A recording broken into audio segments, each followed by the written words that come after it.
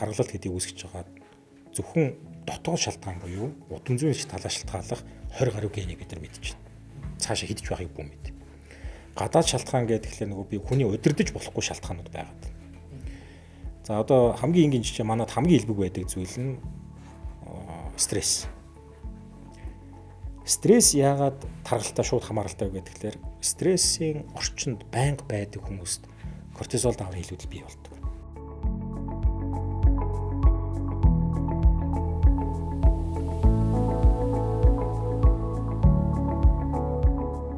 За сайн байцгаана уу, подкаст үзэж байгаа танд энэ цаг мөчийн мэндийг хүргэе. За тэгээд мэдээж бид бүхэн бас дараагийн нэг чухал дугаарыг хийхэд бэлэн болсон байна. Та бүхэн бид бүхний өмнөх одоо 52 дахь дугаар дээр одоо нэмэлт сахар гэдэг дугаарыг үзсэн бол яг үргэлжлүүлээд өнөөдрийн дугаарыг үзэж байгаа бол та бол эрүүл мэндийн хувьд маш өндөр одоо боловсролыг өөртөө авчрах, за амьдралын хэм маягтай ч гэсэн нэг чисэн өөрчлөлтийг авчрахад илүү тус болох энэ дугаарыг бид бүхэн яг гоё дараалал нь оруулж байна. Тэгээ өнөөдөр бол бид бүхэн чихрийн шижин гэдэг өвчлөлийн талаар ярилцсан. Хүмүүс нийгэмд бол одоо чихрийн шижин за би одоо сахар юм байна гэдэг энэ мэдээллүүдийг бол хоорондоо маш энгийнээр солилцдог болсон. Тэгээд одоо миний сахар 3 сарын дундаж гэдэг юм уу өлөвийн сахар гэдэг энэ мэдээллүүдийг бол нийтээрээ мэддэг болсон. Гэхдээ хэрхэн яаж гэдэг эрүүл амьдралын хэм маяг дээр бол илүү нарийн мэргэжлийн эмчийн тусламж энэ одоо зөвлөгөө яриад тань мэдээж зайлшгүй хэрэг болно. Тэгээ өнөөдрийн дугаарыг сонсож байгаа та бол өөртөө их азтай хүн байна. Тэгээд энэ чиглэлээр илүү сайн ярьж чадах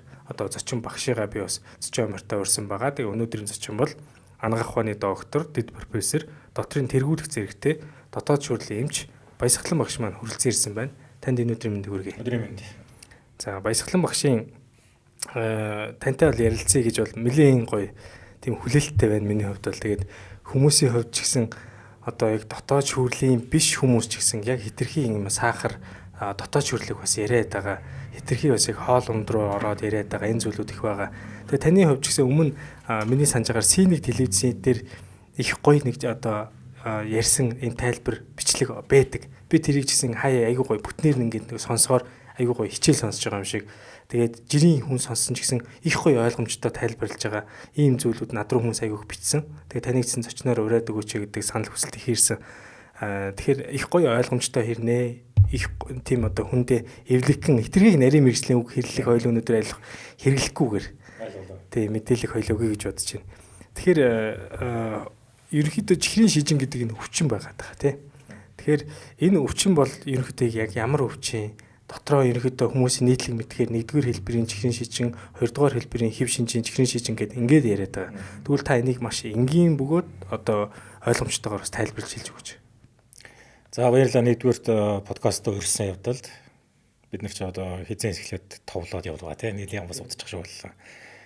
За маш товчхондоо хэлбэл чихрийн шижин гэдэг өвчин маань бусад яг одоо бодисын солилцооны өвчлөлтэй адилхан тодорхой шалтгаантай, тодорхой эмгэг зам бүхий одоо зам мөртэй, илрэлтэй.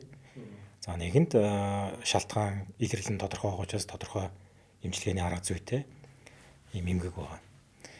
Иргэдэд ойлгомжтой байдлаар энгийнээр хэлэх юм бол за энэ яриаг эхлэхээс өмнө би бас та бүхэнд нэг нэр томьёоны товд хэлэх нэг зүйл байгаад байна л да. Бид нэр чихрийн шижин гэдээ яриа сурцсан баг. За яг иргэд бол диабеттай, сахартай, йотонтой гэж янз бүрээр ярьдаг. 2024 онд Азийн диабет судлалын холбооны ээлжид хурал Улаанбаатар хотод болсон. Энэ хурал дээр Азийн одоо тэргүүлэх улс орнууд Монголд цуглаад энэ диабет гэдэг өвчлөлийн талаар, нэр томьёоны талаар нэг хэлсэн байдаг. Тэгээд орон болгонд одоо Азиас бусад бүх оронд бол диабетээр нэрлэдэг юм байл та. Оросд диабет гэдэг, Америк диабет гэдэг, Герман диабет гэж нэрлэдэг. Гэтэл Азийн орнууд болохоор нэг тухайн орондоо тохирохоор орчуулсан байдаг. Манай чихрийн шижин. Японд бол одоо тоньо биож гэдэг юм уу те. Хятад одоо тан хөвчлээ нэг юм. Яг утгачлах юм бол одоо шэринг тийм ээ шээсэн сахартай болох шээсэн амтлаг болгох гэдэг юм уу юм утгаараа. Тэгээ энэ маань өөрөө тухайн улсын иргэдэд ялангуяа хүүхдэд төсвөр насныханд өвчнөө нуух, тэрнээс ичих энэ дискриминацийн асуудал гараад байна гэж үзээд 24 онд Улаанбаатар агримент гэдэг буюу Улаанбаатарын тунхаглал гэдэг юм гарсан. Энэ дээр юу гэж өгсөн гэдгээр Азийн орнууд 24 оноос эхлээд диабетээр нэргэлье. Ийм тунхаглал гарсан байгаа. Тийм учраас одоо өнөөдрийн яриан дээрээ би болж өгвөл диабетээр нэршлээд явъя. Мэдээж олон жил чихрийн шиж ингээд нэрлээд сурсан учраас бас чихрийн шиж ингээд үг ороод ирж магадгүй. За эргээд асуулт руу ороход чихрийн шижин гэдэг бол нэг удаагийн өвчлөөр ч юм уу нэг одоо болохгүй мэдснээсээ болоод үүсдэг өвчин биш. Энэ олон хүчин зүйл, олон шалтгаантай. Энийг дагаад олон янзын илрэлтийн юм хүч. Дэлхийн эрүүл мэндийн байгууллагын тодорхойлсноор одоо сүүлийн ангиллаар бол чихрийн шижин маань өөрөө диабет маань дотроо нэлээд олон хэлбэртэй бүр тухайлах юм бол 8 9 ангиллалтай бол явцсан байна. За яг иргэдийн дунд хамгийн түгээмэл тохиолддог хэлбэр нь бол диабетийн хэв шинж 2. Энгийнээр хэлбэл удаан хугацаанд одоо илчлэгийн илүүдэлтэй ингэж байснараа бодисын солилцооны хам шинж үүсээд энэ бодисын солилцооны хам шинж эмгийн суурин дээр глюкозын солилцоо алдагдаад энээсээ улбаад бие махбодод хүндрэл үүсэж байгаа эмгэг. Энэ бол нэлээд удаан хугацаанд үүсдэг эмгэг л дээ. Жишээлбэл UKPDS гэдэг 20 гаруй жил хийсэн Хойд Америк болон Европын орнуудын 17 институтыг хамруулсан 20 жилийн когор судалгаанаас харахад диабет онцлогдсон хүмүүсийн дийлэнх нь онцлогдохоос өмнө багадаа 3 сар, дээдл нь 5 жил, 6 жилийн турш глюкоз буюу сахар нь өндөр яваад байсан. Өөрөө мэдэхгүй л яваад байдаг. Өнөөдөр ч манай эмнэлэг зүй дээр яг ийм зүйл тогтлоо ажилладаг байхгүй. Иргэд нодлон үзүүлэхэд зүгээр байсан. Гинт сахартай болчлоо гэдэг. Гэтэл цусан дах сахар гэдэг зүйл маань, глюкоз гэдэг зүйл маань одоо яг ясны тоо шиг ч юм уу ингээд яс бат одоо юу гэдгийг яг тодорхой хэмжээнд байдаг зүйл биш. Энэ бол маш их савламтгай үзүүлэлт. Бид хоол идлээ, глюкоз ихсэн. Хөдөлгөөн хийлээ, глюкоз багасна. Уураллаа, бачимдлаа, дотоод шалтгаанаар глюкоз ихсэн. Одоо юу гэдгийг тайван, релакс болцсон тийм ээ. Ийм байвал багасна гэдэг юм уу. Тэгэхээр глюкоз гэдэг зүйл маань өдөртөө хэд дээш доошоо савладаг зүйл дээр тохиолын чанартай үзээд хэвийн гэдгийг бүтэн жилийн турш хэвийн гэж ойлгоод яваад байдаг. Гэтэл тийм биш. Өнөөдөр одоо иргэдийн дунд ялангуяа диабеттэй хүмүүсийн дунд бас нэг байдаг ойлголт нь настай улсуудын дунд бас байдаг л дээ. Өглөө өлөн дээр үзчихдэг. Тэгээ хэвийн голонгууд нь тэрэндээ сэтгэл нь ханчаад өө минийх гайгүй гэдэг явдаг. Гэтэл үдээс хойш нь оройны хоол эзний дараах нь өдрийн хоол эзний дараах нь өндөр хэвээрээ байгаад тахлаар нөө иргэдийн яриад байдаг 3 сарын дундаж буюу глюкозын гемоглобин гэдэг үзүүлэлт нь өндөр гарчдаг.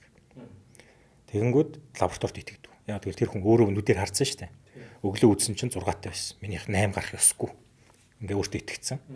Тэгээ лабораторид угсгээд байдаг. Гэл ангаах ухаан гэдэг бол нотлохын суурьсан шинжилгээ ухаан байхгүй. Нотлохоо бид нэр хэр үнэн маттай вэ гэдгийг бас бодох хэрэгтэй. Цусан дах глюкоз бол түрүү хэлсэнчлэн савладаг үзүүлэлт гэсэн тийм үү? Гэтэл 3 сарын дундаж иргэдийн яриад байдаг. Глюкозын гемоглобин гэдэг үзүүлэлт маань өөрөө маш тогтвортой үзүүлэлт. Тийм ч учраас энийг бид нар гемоглобин оршдог улаан эсийн амьдрах хугацаагаар нь буюу 100-аас 120 хоногийн настай эсийн тоогоор нь 3 сарын хугацаанд энэ хүний цэцэн тусаахаар ямар эсийн бидгийг магадлаж болдог баттай шинжилгээ хийж үздэг учраас хяналтын гол үзүүлэлт болгож үздэг байхгүй. Тийм учраас HbA1c буюу тэр глюкозын гемоглобин гэж ярьдаг. За иргэдийн ярьдаг бол 3 сарын дундаж гэдэг бол таныг сахартай юугүй юу?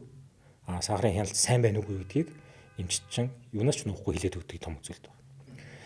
Нөгөө талаас чихрийн шижин буюу диабетийн хамгийн илбэг тохиолддог нь хэв шинж 2 гэж ярьсан. Гэтэл цөөнгөө тохиолддог хувилбар нь бол хэв шинж 1, type 1 гэж ярьдаг.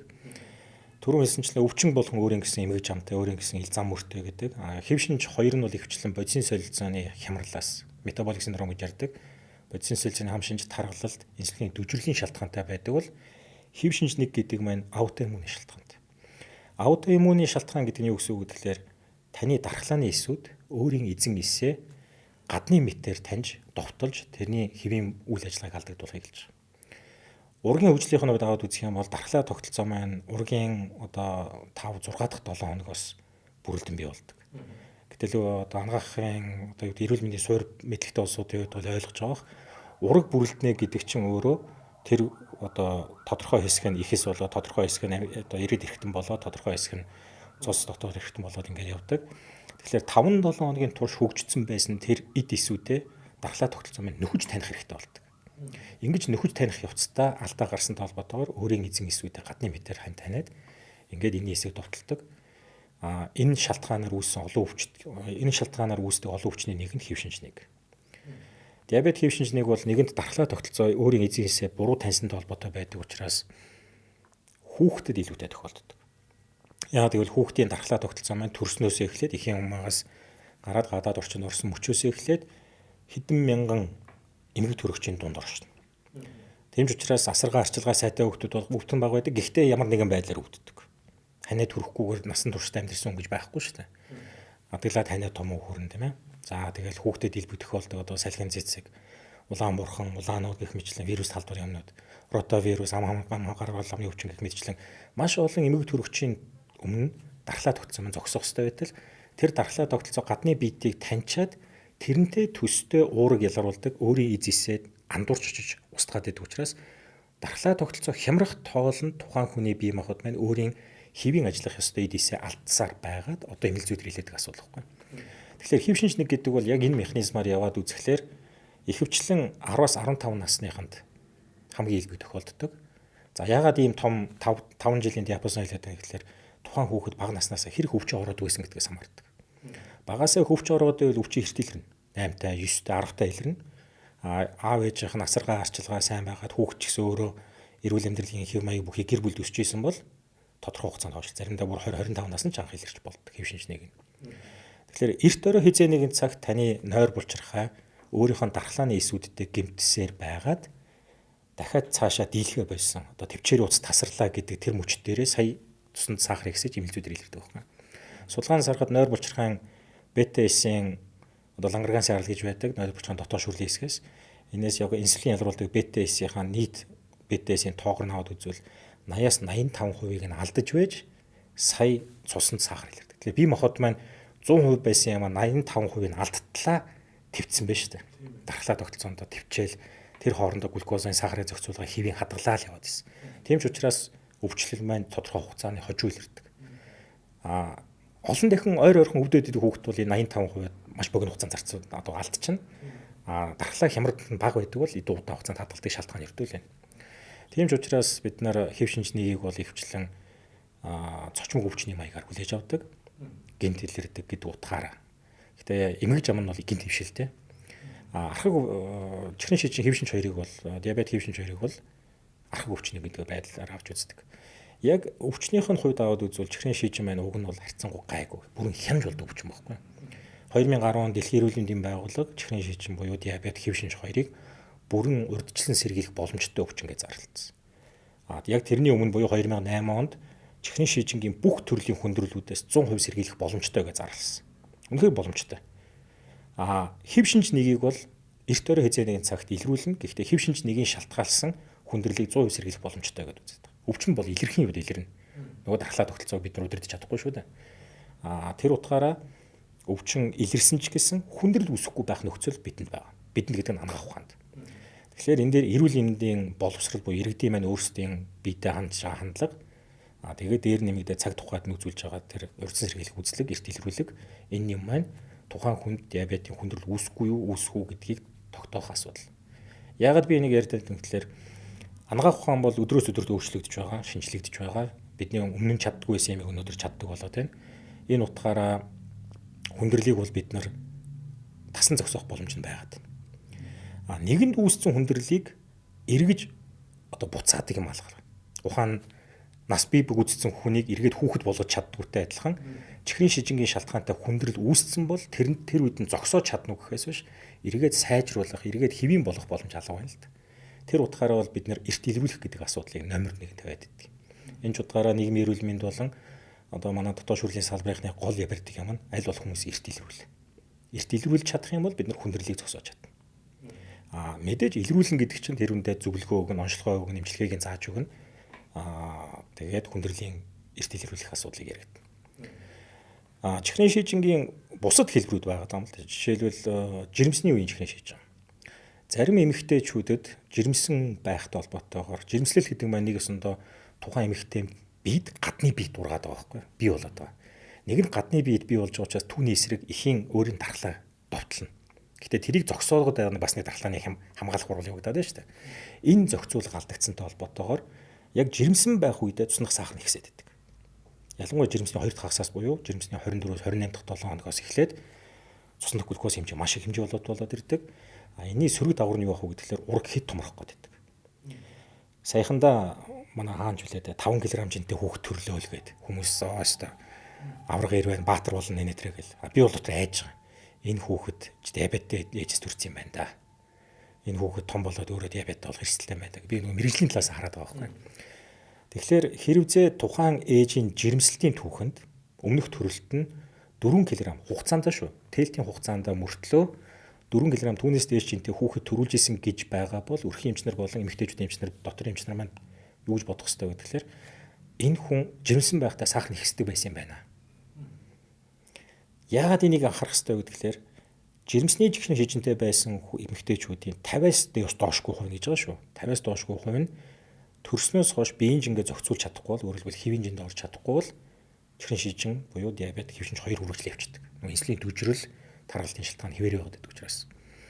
Хэвийн жиндээ орчвол зүгээр гайгүй.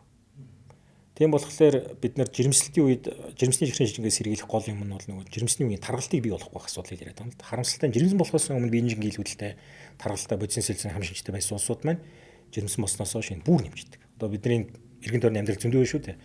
Жирэмсэн болохын өмнө 65 кг хэмжээтэй байсан, төрөхдөө 95 кг хэмжээтэй төрдөг. Гэтэл 30 кг-ийн энэ даацыг хүн авах хэрэгтэй гэвэл үгүй. Бид бодоод үзье л да.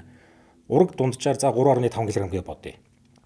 Ураг орчмын ус, за хүй, тийм ээ, ихэс энэ бүх юм маань нийлээ за багцаагаар нэг 2-3 кг гэж бодъё. Өөрөөр хэлбэл жирэмсний хамгийн сүүлийн саруудад дээдл нь 5-6 кг таргалцсан байх л хэвэн болчихж байгаа байхгүй. Гэтэл манайхан ч яадаг вүлээ. Багада 10 кг нэмж байгаа шүү дээ. Жирэмсэн ихчүүд. Одоо анхлын төрөгчд бол жирэмсэн болохоос өмнө 45-та 55-та турхан хөгтүүд байгаа л төрсний дараа 65-та 75-та гараад ирдэг. Эн чинь өөрөө дараагийн бодисын солилцооны хямралыг бий болгох тэр чихрийн шижин буюу диабет, хэв шинж хоёрын суурийг дараагийн улсуудад тавиад байгаа байхгүй. Бас нэг яригддаг асуудал нь энэ манайх удамтай гэж улсууд их буруу ойлгоод байдаг. Тий. Чихрийн шижин удамшдаггүй гэвэл удамших хандлагатай өвчин гэж би хэлнэ. Ялангуяа хэв шинж нэг нь бол удамших хандлагатай. Аав ээж хоёр нь хоёулаа хэв шинж нэгтэй бол хүүхэд хэв шинж нэгтэй байх магадлал 100% байдаг. Дээдлэн. Яагаад гэвэл дархлаа нөгөө аавынхан дархлаанч тэр ээжийнхэн дархлаанч тэр өөрийнхөө өмнөх эд эсвүүдэд таних чадвар муу тогтолцоо байгаа байхгүй. Тийм учраас ийм аав ээжүүдээс төрсэн хүүхдүүдийн дархлаа өөр эзэнсээ танихгүй учраас дархлаа тогтолцооны улмаас үүссэн аутоиммуны диабет үүсэх боломжтой. Хэв шинж хоёртой аав ээжүүдийн хүүхдүүд хэв шинж хоёртой болох уу гэвэл үгүй. Гэхдээ болдог. Яагаад гэвэл эрсдэл нь адилхан байхгүй. Аав ээжүүдийн амьдралын хэв маяг хүүхдэд хүссэн ч хүссэн ч өвлөгдөд үлдчихдэг. Аав ээж хоёр нь одоо юу гэдгийг хүүхдүүдэд харуулж байгаа л бялуу идэл одоо юу гэдгийг шарсан гахаан авиргад дээл ингээл тасаглаад байгаа мөртлөө хүүхдтэй хар талах өгөөд хар ус өгдөггүй үстэй. Аав ээж ямар хоолтой юм дэглэмтэй байна. Яг л тийм дэглэмийг хүүхэд одоо далд ухамсартай яг л тэрийг авцсан байдаг. Оройд ч унтдаг бол оройд ч унтдаг. Хожуу иддэг бол хожуу иддэг. Их иддэг бол их иддэг. Амттай иддэг бол амттай иддэг. Тэгэхээр энэ гэр бүлийн тэр дадал нь өвлөгдөд явчихж байгаа учраас унтамшиж байгаа юм шиг харагдаад байдаг байхгүй. Гэтэл үгүй аав ээж хоёр нөрөө ухамсартай байгаа. За би өөрөө одоо аав нь диабеттай байсан. Ээж нь одоо юу гэдэг даралт эксэлтэй байсан ч гэсэн өөрсдөө хичээгээд эрүүл амьдралын хэв маягаа гаргаа. За орой эрт унтах шүү. 9 цаг 10 цаг гэхэд бүгд унтсан байх шүү. Өөрсдөө үлгэр жишээ үзүүлээ тийм ээ. 7 хоногт нэг удаа одоо гадаа гарц алханд одоо уул салхинд алхдаг ч гэдэг юм уу.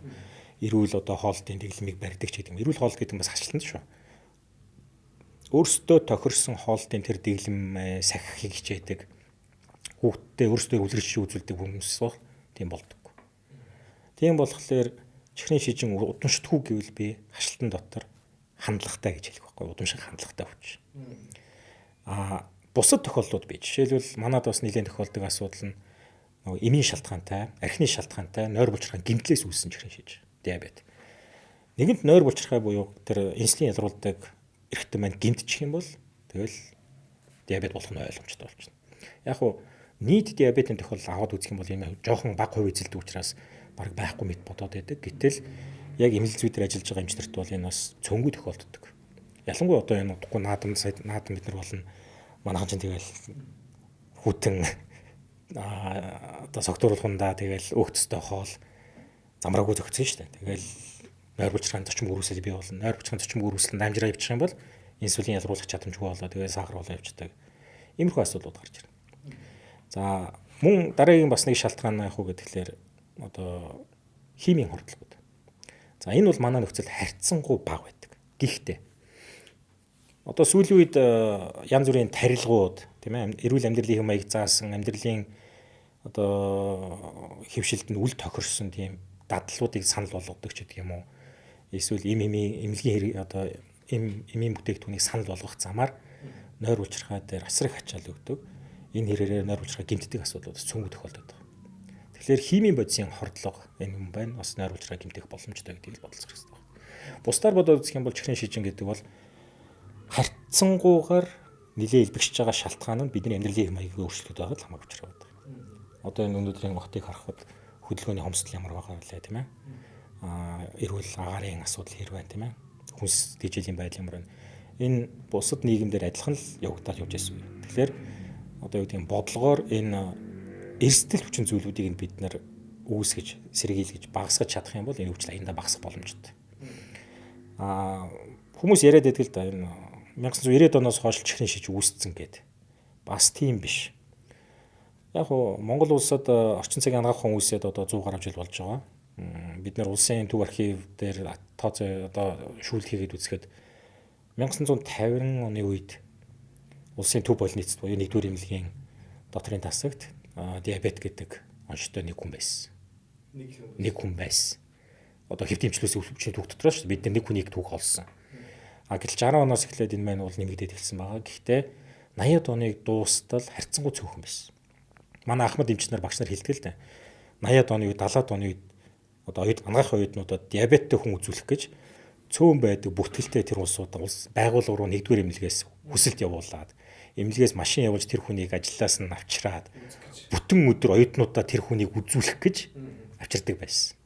Гэтэл 90-ад оноос хойш бол энэ эрс нэмэгдсэн. Одоо энгийн жишээ хэлье. 1999 онд профессор Сувда багшийн багийнхан Өмнөговь, Дорнод, Архангай, Ховд, Зэрэгдүрүү аймаг, Улаанбаатар хотоос болохоор Баянзүрх Сонгон архын дүүргийг хамруулад 3000 гаруй хүн дээр чихрийн шижингийн ялангуяа диабетийн хэв шинж 2-ыг эрт илрүүлэх судалгаа хийсэн. Тархалтын тогтоох.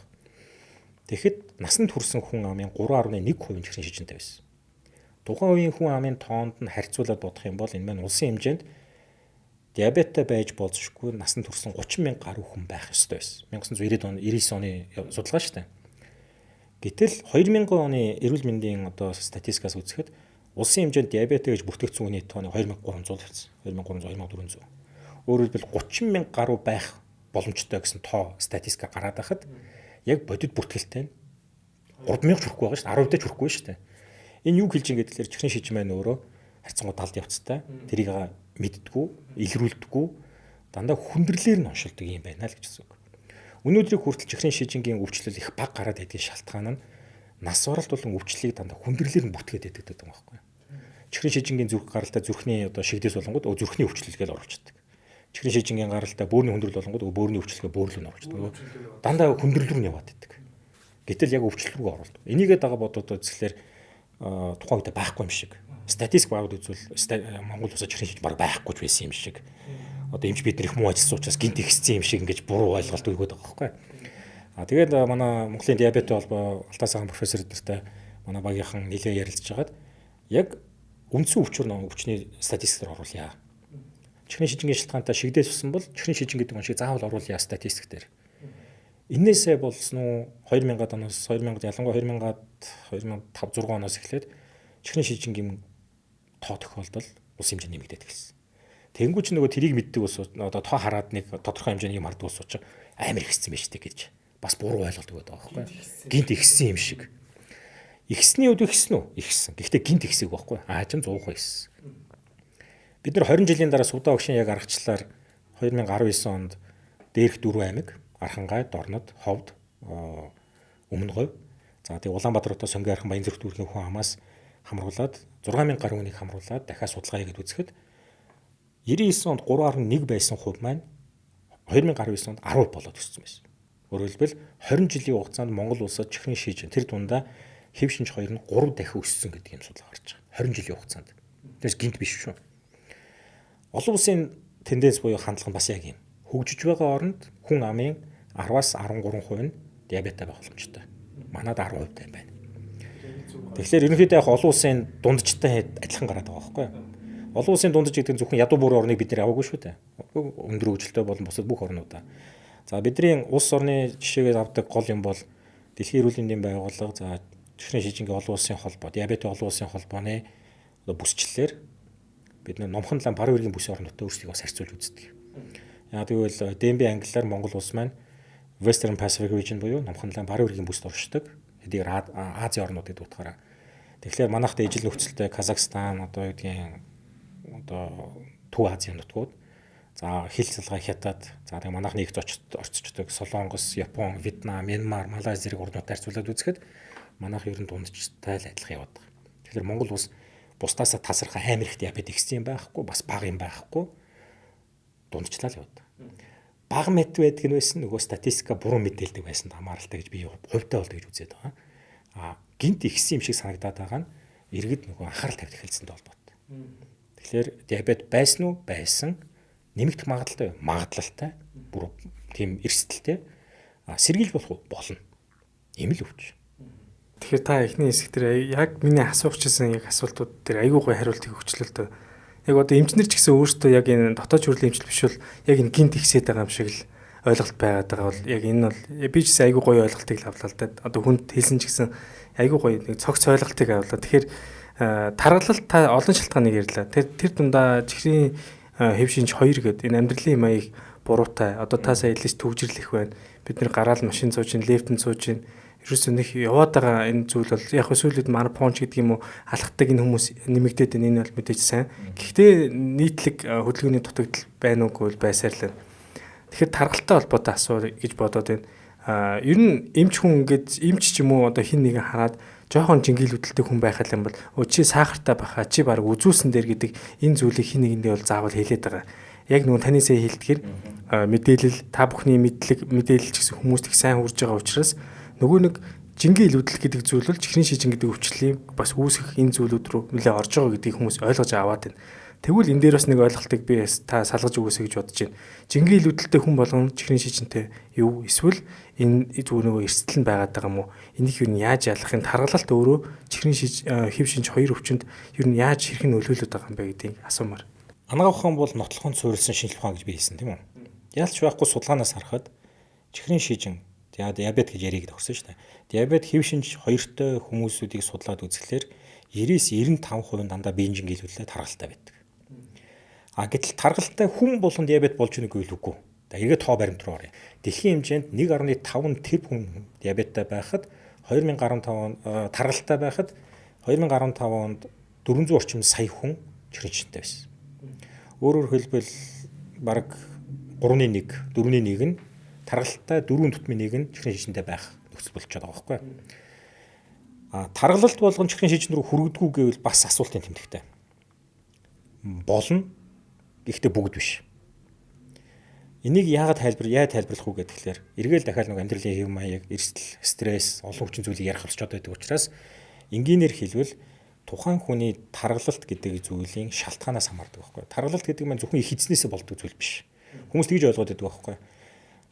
Таргалалт бол одоо юу гэдгийг их эзнээсээ болоод гэдэг. Хоолоо сойж чаддгүй, идэж уугаа зохицуулж чаддгүй гэж ойлгоод байдаг. Гэтэл өнөөдөр одоо обесити буюу таргалалт гэдгийг үүсгэж байгаа зөвхөн дотоод шалтгаан буюу удам зүйн талаас шалтгааллах 20 гаруй генийг бид нар мэдэж байна. Цаашаа хідэж байхыг бүү мэд.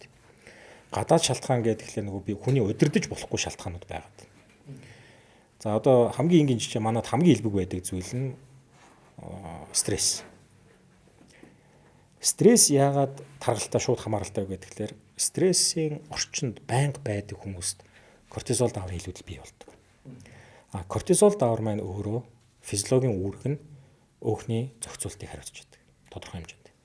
Тэгэхээр кортизол их хэмжээгээр байнгын ялгараад байдаг хүмүүст таргалалт явал зайшгүй. Тийм ч учраас турхыг зорж байгаа хүмүүст би хамгийн түрүүнд ингэж хэлдэг байхгүй. Заанд жингийн хасыг гэж бодож бол хоол сойхоос эхэлж болохгүй. Хоол сойно гэдэг чинь хамгийн одоо юу гэдгийг бүдүүлэг арга. Тэгэхээр бид шалтгаан олох хэрэгтэй. Шалтгааныг олох хэрэгтэй. Стрессийн түвшин. Стресс одоо янз бүрийн үнэлдэг, стрессийн түвшин үнэлдэг янз бүрийн сорилууд байдаг л да асуултанд хариулаад тэгээд үнэлж болдог. Стрессийн түвшин гэдэг нь кортизол дааврынхаа хоногийн ялгарлыг хэмжиж үз. Нэг удаа биш, хэдэн удаа хэмжиж үз. Нойрны чанараа тогтоо. Нойрыг тогтоогоогүйгээр нойрыг одоо чанартай болгоогүйгээр стрессийг арилгаагүйгээр бид нар турах тухай бодооч нэмэр байхгүй. Хоол соёлоо богино хугацаанд үр дүн өгнө. Богино хугацаанд. Гэтэл эргээд таргалдаг байхгүй. Одоо бидэн дээр иргэн тойр маш олон хүмүүс тийм байдалтай хандж байгаа. Тийм дэглэм бариад уг нь гой турсан эргээд таргалчлаа. Бүр их таргалчлаа гэж орж ирдэг.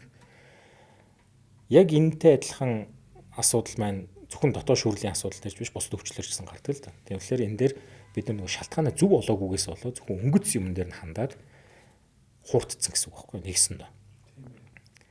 Тэгэхээр таргалалт гэдэг зүйлийг бид нар үнэхээр чихрийн шиж үүсгэж гинүү гэдгийг үүсгэн гэдгийг баттай хэлж чадна. Гэхдээ тарган хүн болгон диабет болох үгүй л үгүй.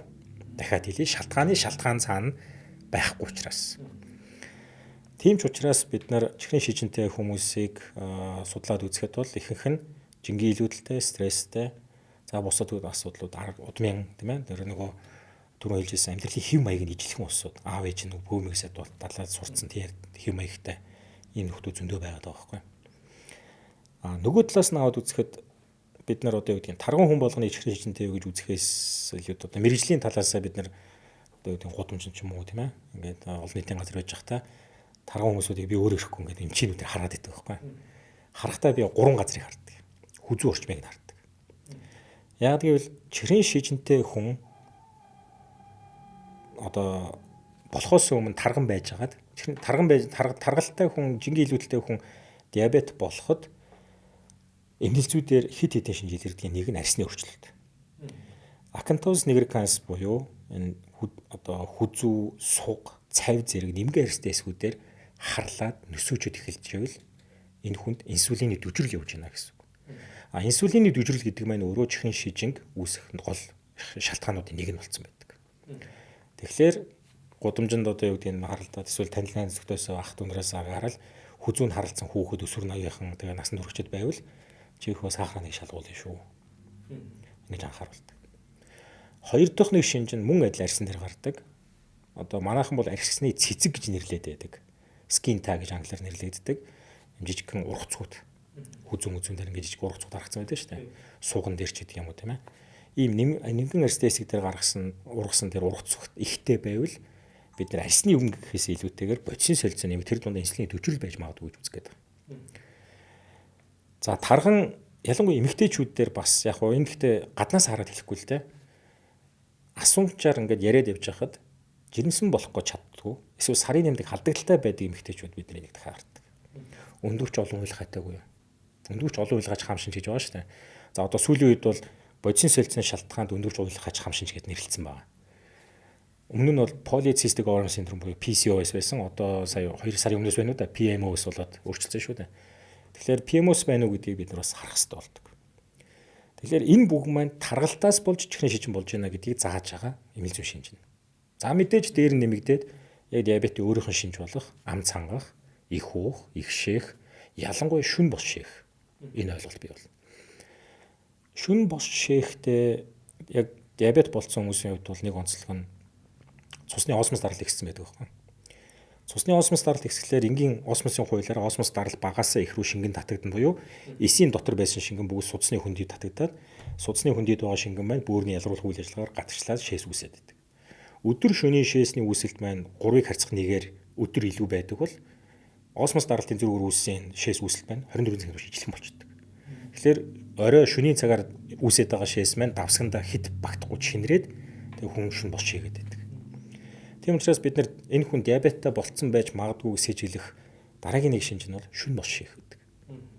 Нэг бол мэдээж одоо гэдгийг унтахын өмнө их хэмжээгээр шингэн уучаад унтвал мэдээж шээн. Тэгэхээр бид нар лавлаж асуудаг байхгүй. Шүн болгон шээж гэнэ үгүй юу? Уус юмнаас хамаарахгүйгээр шээж гэнэ үгүй юу? Хэрв тэр хүн тийм гэж хариулж байвал бид нар диабет байж магадгүй гэдэг нэлээд сайн магадлах хэрэгтэй болдог. Эмнэлэг зүйн хувьд дараагийн нэг шинж нь яг уу гэхээр таргалтай хүн дээр за шүн бос шээн арьсных нь өсөжл бий болно. Дээр нь нэмэгдээд арьс захтнаад байдаг. Эхний шинжүүд нь. Ялангуяа хөлөрсний та арьс захтнаа. Маажуутай юм шиг болцсон. Нургаа их маажуулаад. Энэ бол нөгөө хөлсөөр тодорхой хэмжээний глюкозын тасдууд ялгарсан толботоогоор цочрол өгöd байдаг. За цөөнгүй тохиолдолд ялангуяа одоо юу гэдгийг бэлгийн ариун цэвэр муу сахидаг хүмүүстэр бол нөгөө бэлгийн замыг өвч авцсан юм шиг тийм ээ бэлгэрхтэн талаасаа зовир өгөөд эмч хандаад ингэ явдаг. Тэгэхээр энэ бол цуснд байгаа сахар ихсэд ирсэн учраас давхар нөгөө шээсээр ялгарч эхэлсэнтэй холбоотой үүсэж байгаа шинжүүд. Энэ бол нэлээд хожуу болцсон. Нэлээд өндөр сахарын түвшин нэлээд өндөр явцсан улсуудын юм онцлог шинжүүд байгаад байдаг. Тэгэхээр ийм их шинжүүдээр бид нар таргалтай хүн чихрийн шижинтэй болж байгаа гэдгийг илрүүлж болно. Статистикийн хувьд тарган хүн болгон диабет болно гэвэл үгүй. Түрүү хэлсэн шүү дээ. Дэлхийн хэмжээнд 1.4-5 тэрбум байхад диабет 400-500 сая хэл байна. Уг нь хэрэг таргалтай хүн болгон диабеттэй байсан бол 1.5 тэрбум диабет, 1.5 тэрбум таргалтай байх хэрэгтэй байхгүй уг нь бол. Гэтэл тийм үгүй л үгүй. Таргалалт өөрөө шалтгаан болох уу гэвэл болно. Гэхдээ таргалт чинь өөрөө диабет үүсэж байгаа олон шалтгааны зөвхөн нэг нь л байхгүй. Mongolian Camel Ингний хормог. Говийн шимт хормог.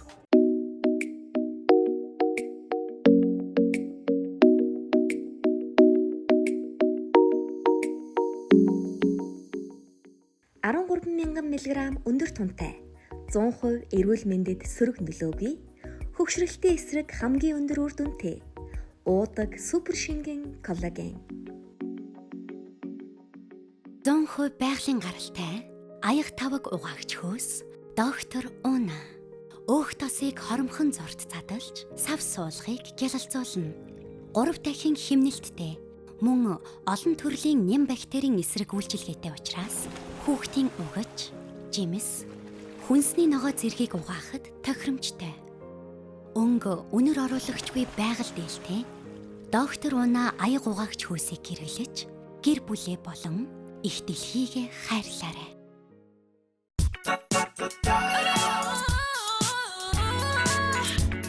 Эрч хүчтэй эрүүл амьдрах бидний сонголт хаалгай шампунь.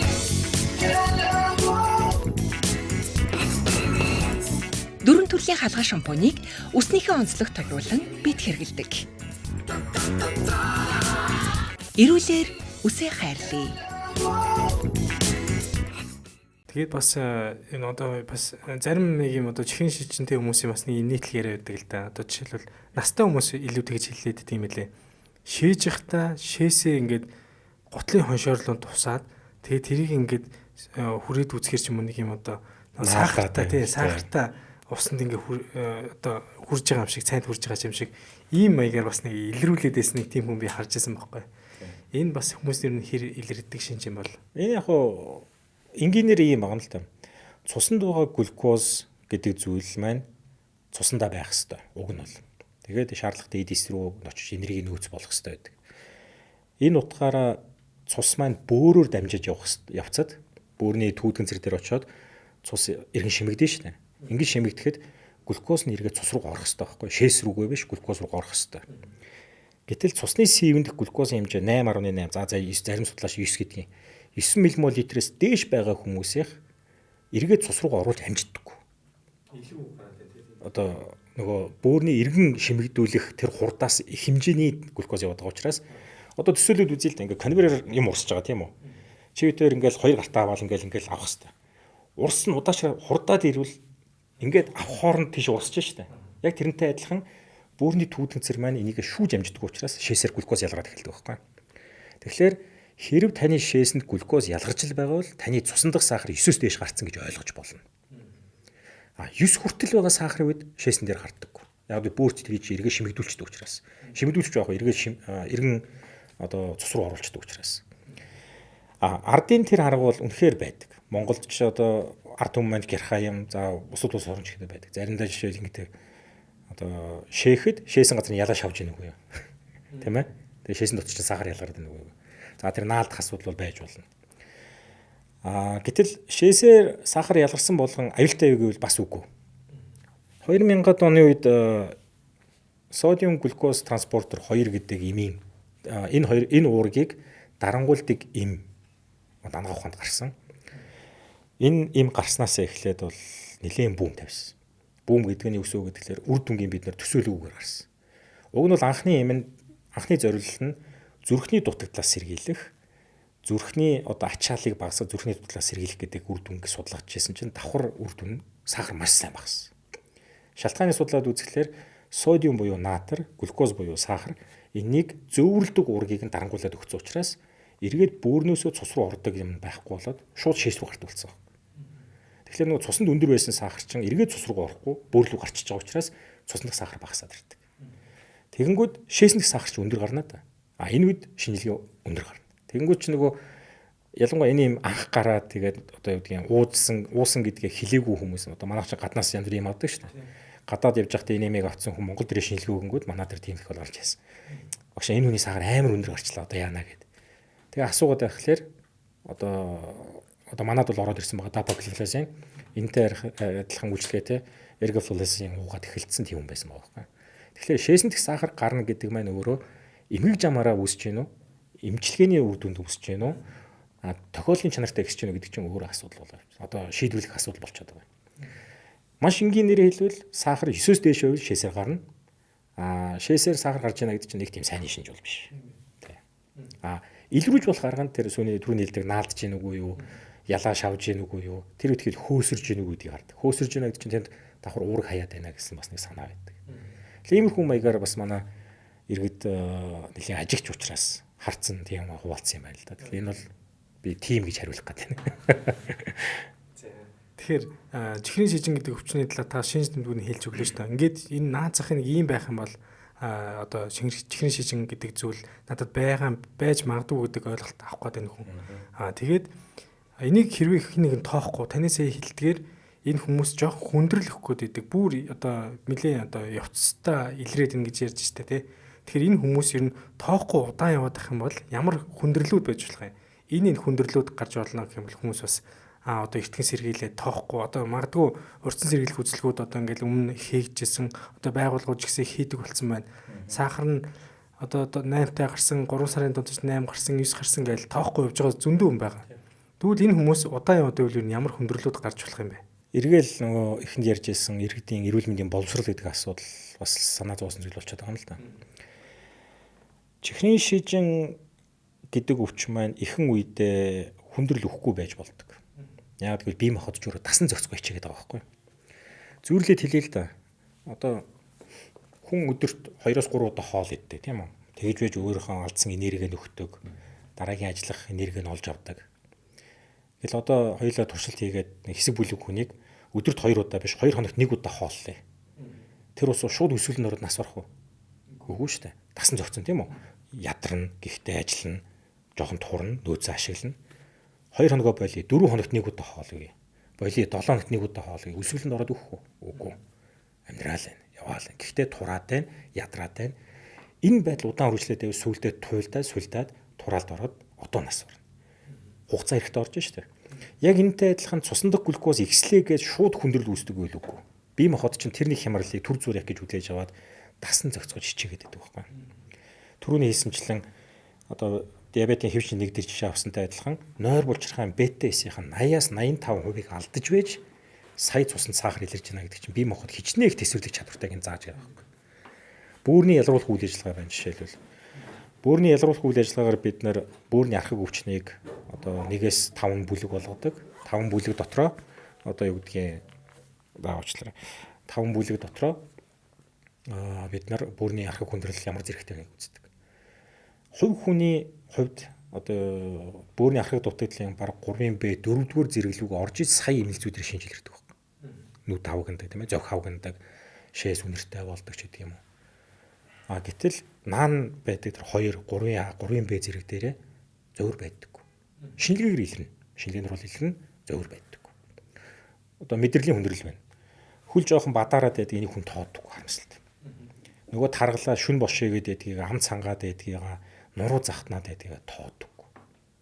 Нөгөө суур нь олон жил тарган бүдүүнээрээ дуудулсан чинь байх ёстой юм шиг хүлээгээд авсан байдаг.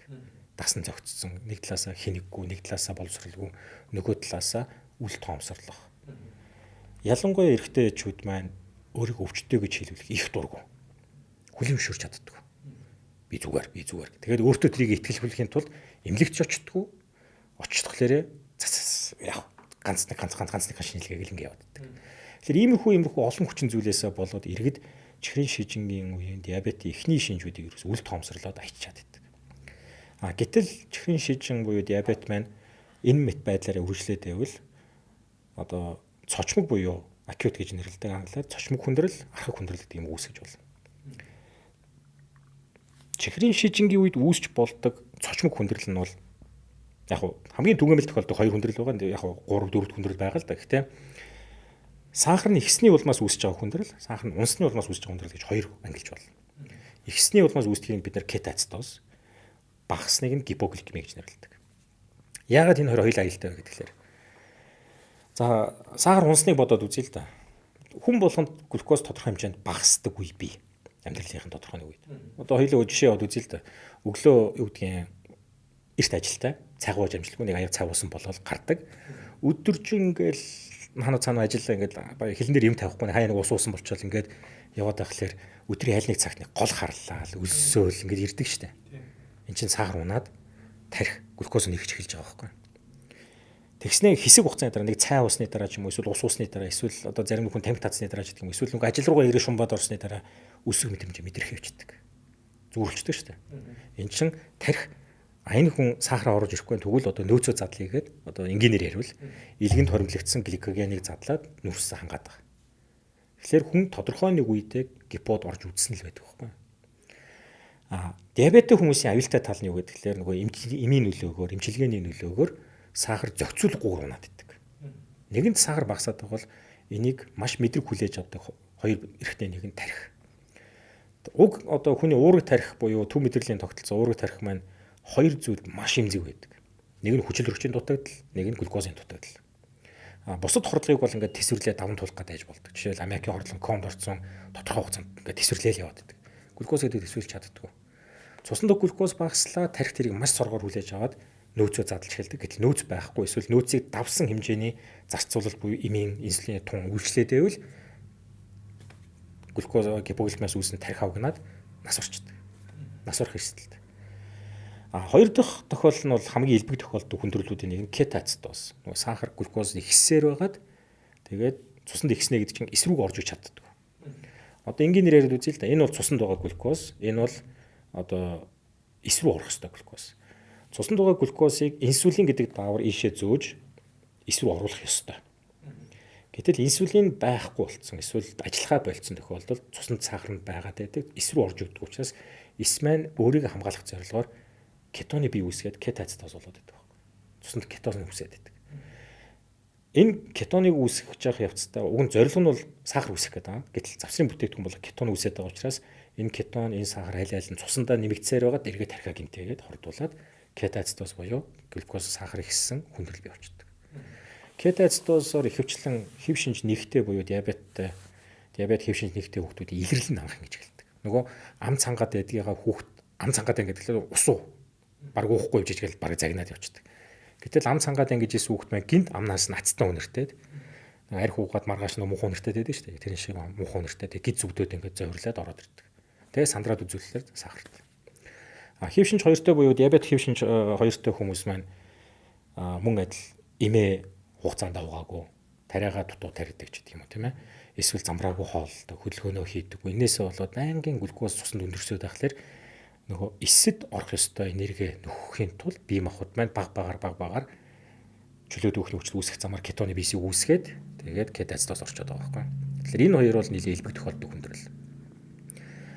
Элбэгч байх нөгөө цочмог талаасаа илэрдэг хүндрэл нь. Чихрийн шижин диабетийн хувьд гол ноцтой асуудлыг дагуулдаг юм нь архаг хүндрэлүүд, судасны хүндрэлүүд. Цус гэдэг зүйл маань судсан дотор үүсэж байгаа. Судас гэдэг зүйл маань өөрөө бүх эргэтэн эд эргэтэн тогтолцоог тэжээлэр хангаж байдаг гол дамжуулагч нь. Тэгэхээр цусны хангамжаар дамжуулаад энэ бүх хямраад яваад ирэхлээр эд эргэтнүүд хямралт болдог. Капилляр судас гэж анагаах ухаанд нэрлэгдэх, иргэдэд бол хялгсан судас гэж ярьдаг. Хамгийн нарийн судасанд хүртэл цус урсж байгаа. Тэгэхээр тэнд байгаа процесс маань өөрөө цуснд сахар ихснэ гэдэг чинь нэг талаасаа зөвхөн физикийн талаас наваад үзэхэд цусны өтөрлөө өгдөн.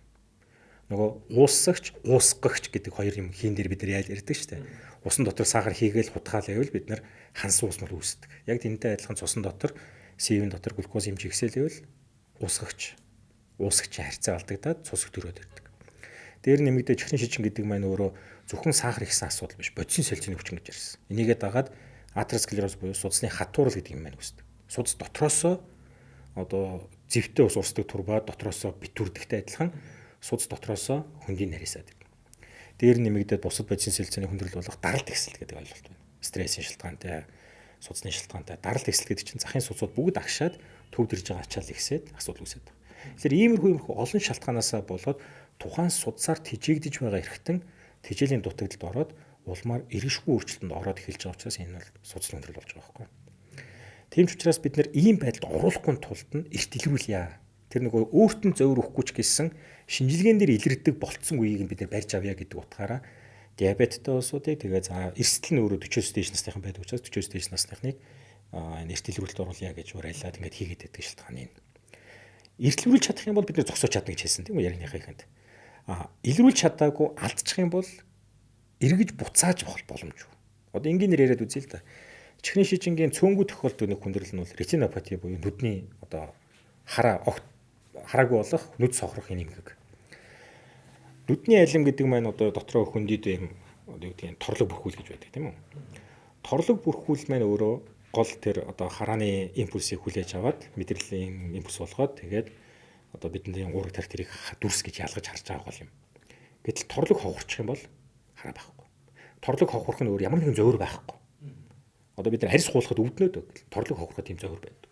Нэг лөө босоод ирсэн чинь нэг хүн юм өргөөд ингэсэн чинь нэг дүүлсэн чинь харах болчихно. Гэтэл унаадлын зөөр байсан уу? Байсан. Яг тэгвэл нүдний урдуур юм тороод бай, нүд бүрлзээд бай, хараа муудаад бай гэдэг зөөрө хилээд байгаа мөрт эмчтэр очихгүй яваал байдаг байхгүй. Тэгсээ нэг өглөө босоод ирсэн юм харах авчдаг. Эсвэл одоо би одоо шил зүүдэх учраас энэ тэнд ингээд юм наацсан юм шиг энэ тэнд ингээд нэг цоохортоод булангартаад ингээд идэг. Энд чинь нөгөө торлог дотор цус харваад байна. Торлог хохорч хэлж байгаа шинж үү. Тэгэхээр нүдний эмчтэр маань яадаг вэ гэхээр хохроод ирсэн торлогийг бид нар лазертаа тогтоочдөг. Тэнд цус харвалт үүсээд байгаа, цус хурал үүсээд байгаа юмыг бид нар сорвуулаад цэвэрлж болдог. Шинээр судс үүсээд байгаа юмыг бид нар тариад тарилгыг зогсоож болдог. Нэгэнд хохорцсон юмыг дахиж хохруулахгүй тулд одоо тогтоож лазер дээр тогтоогоод дахиж хохруулахгүй байх нөхцөлийг хангаад байгаа байхгүй. Лазер дэж наасан ч гэсэн энэ маань эргэж хараа мэдэрхээ байдаг. Мэдэрдэггүй. Тийм ч учраас миний нөгөө түрүүний хэлээд байдаг. Нэгэнт үүссэн хүндрэлийг зогсооно гэхээс биш эргэж хэвийн болгох боломж диабетийн тохиолдолд баг байдаг. Энэ үр аюултай байдаг байхгүй. Одоо тэгээд бас чихрийн шишин дээр манайд таньдаг хүн дэр ч гэсэн гарсан байлаа л дээ.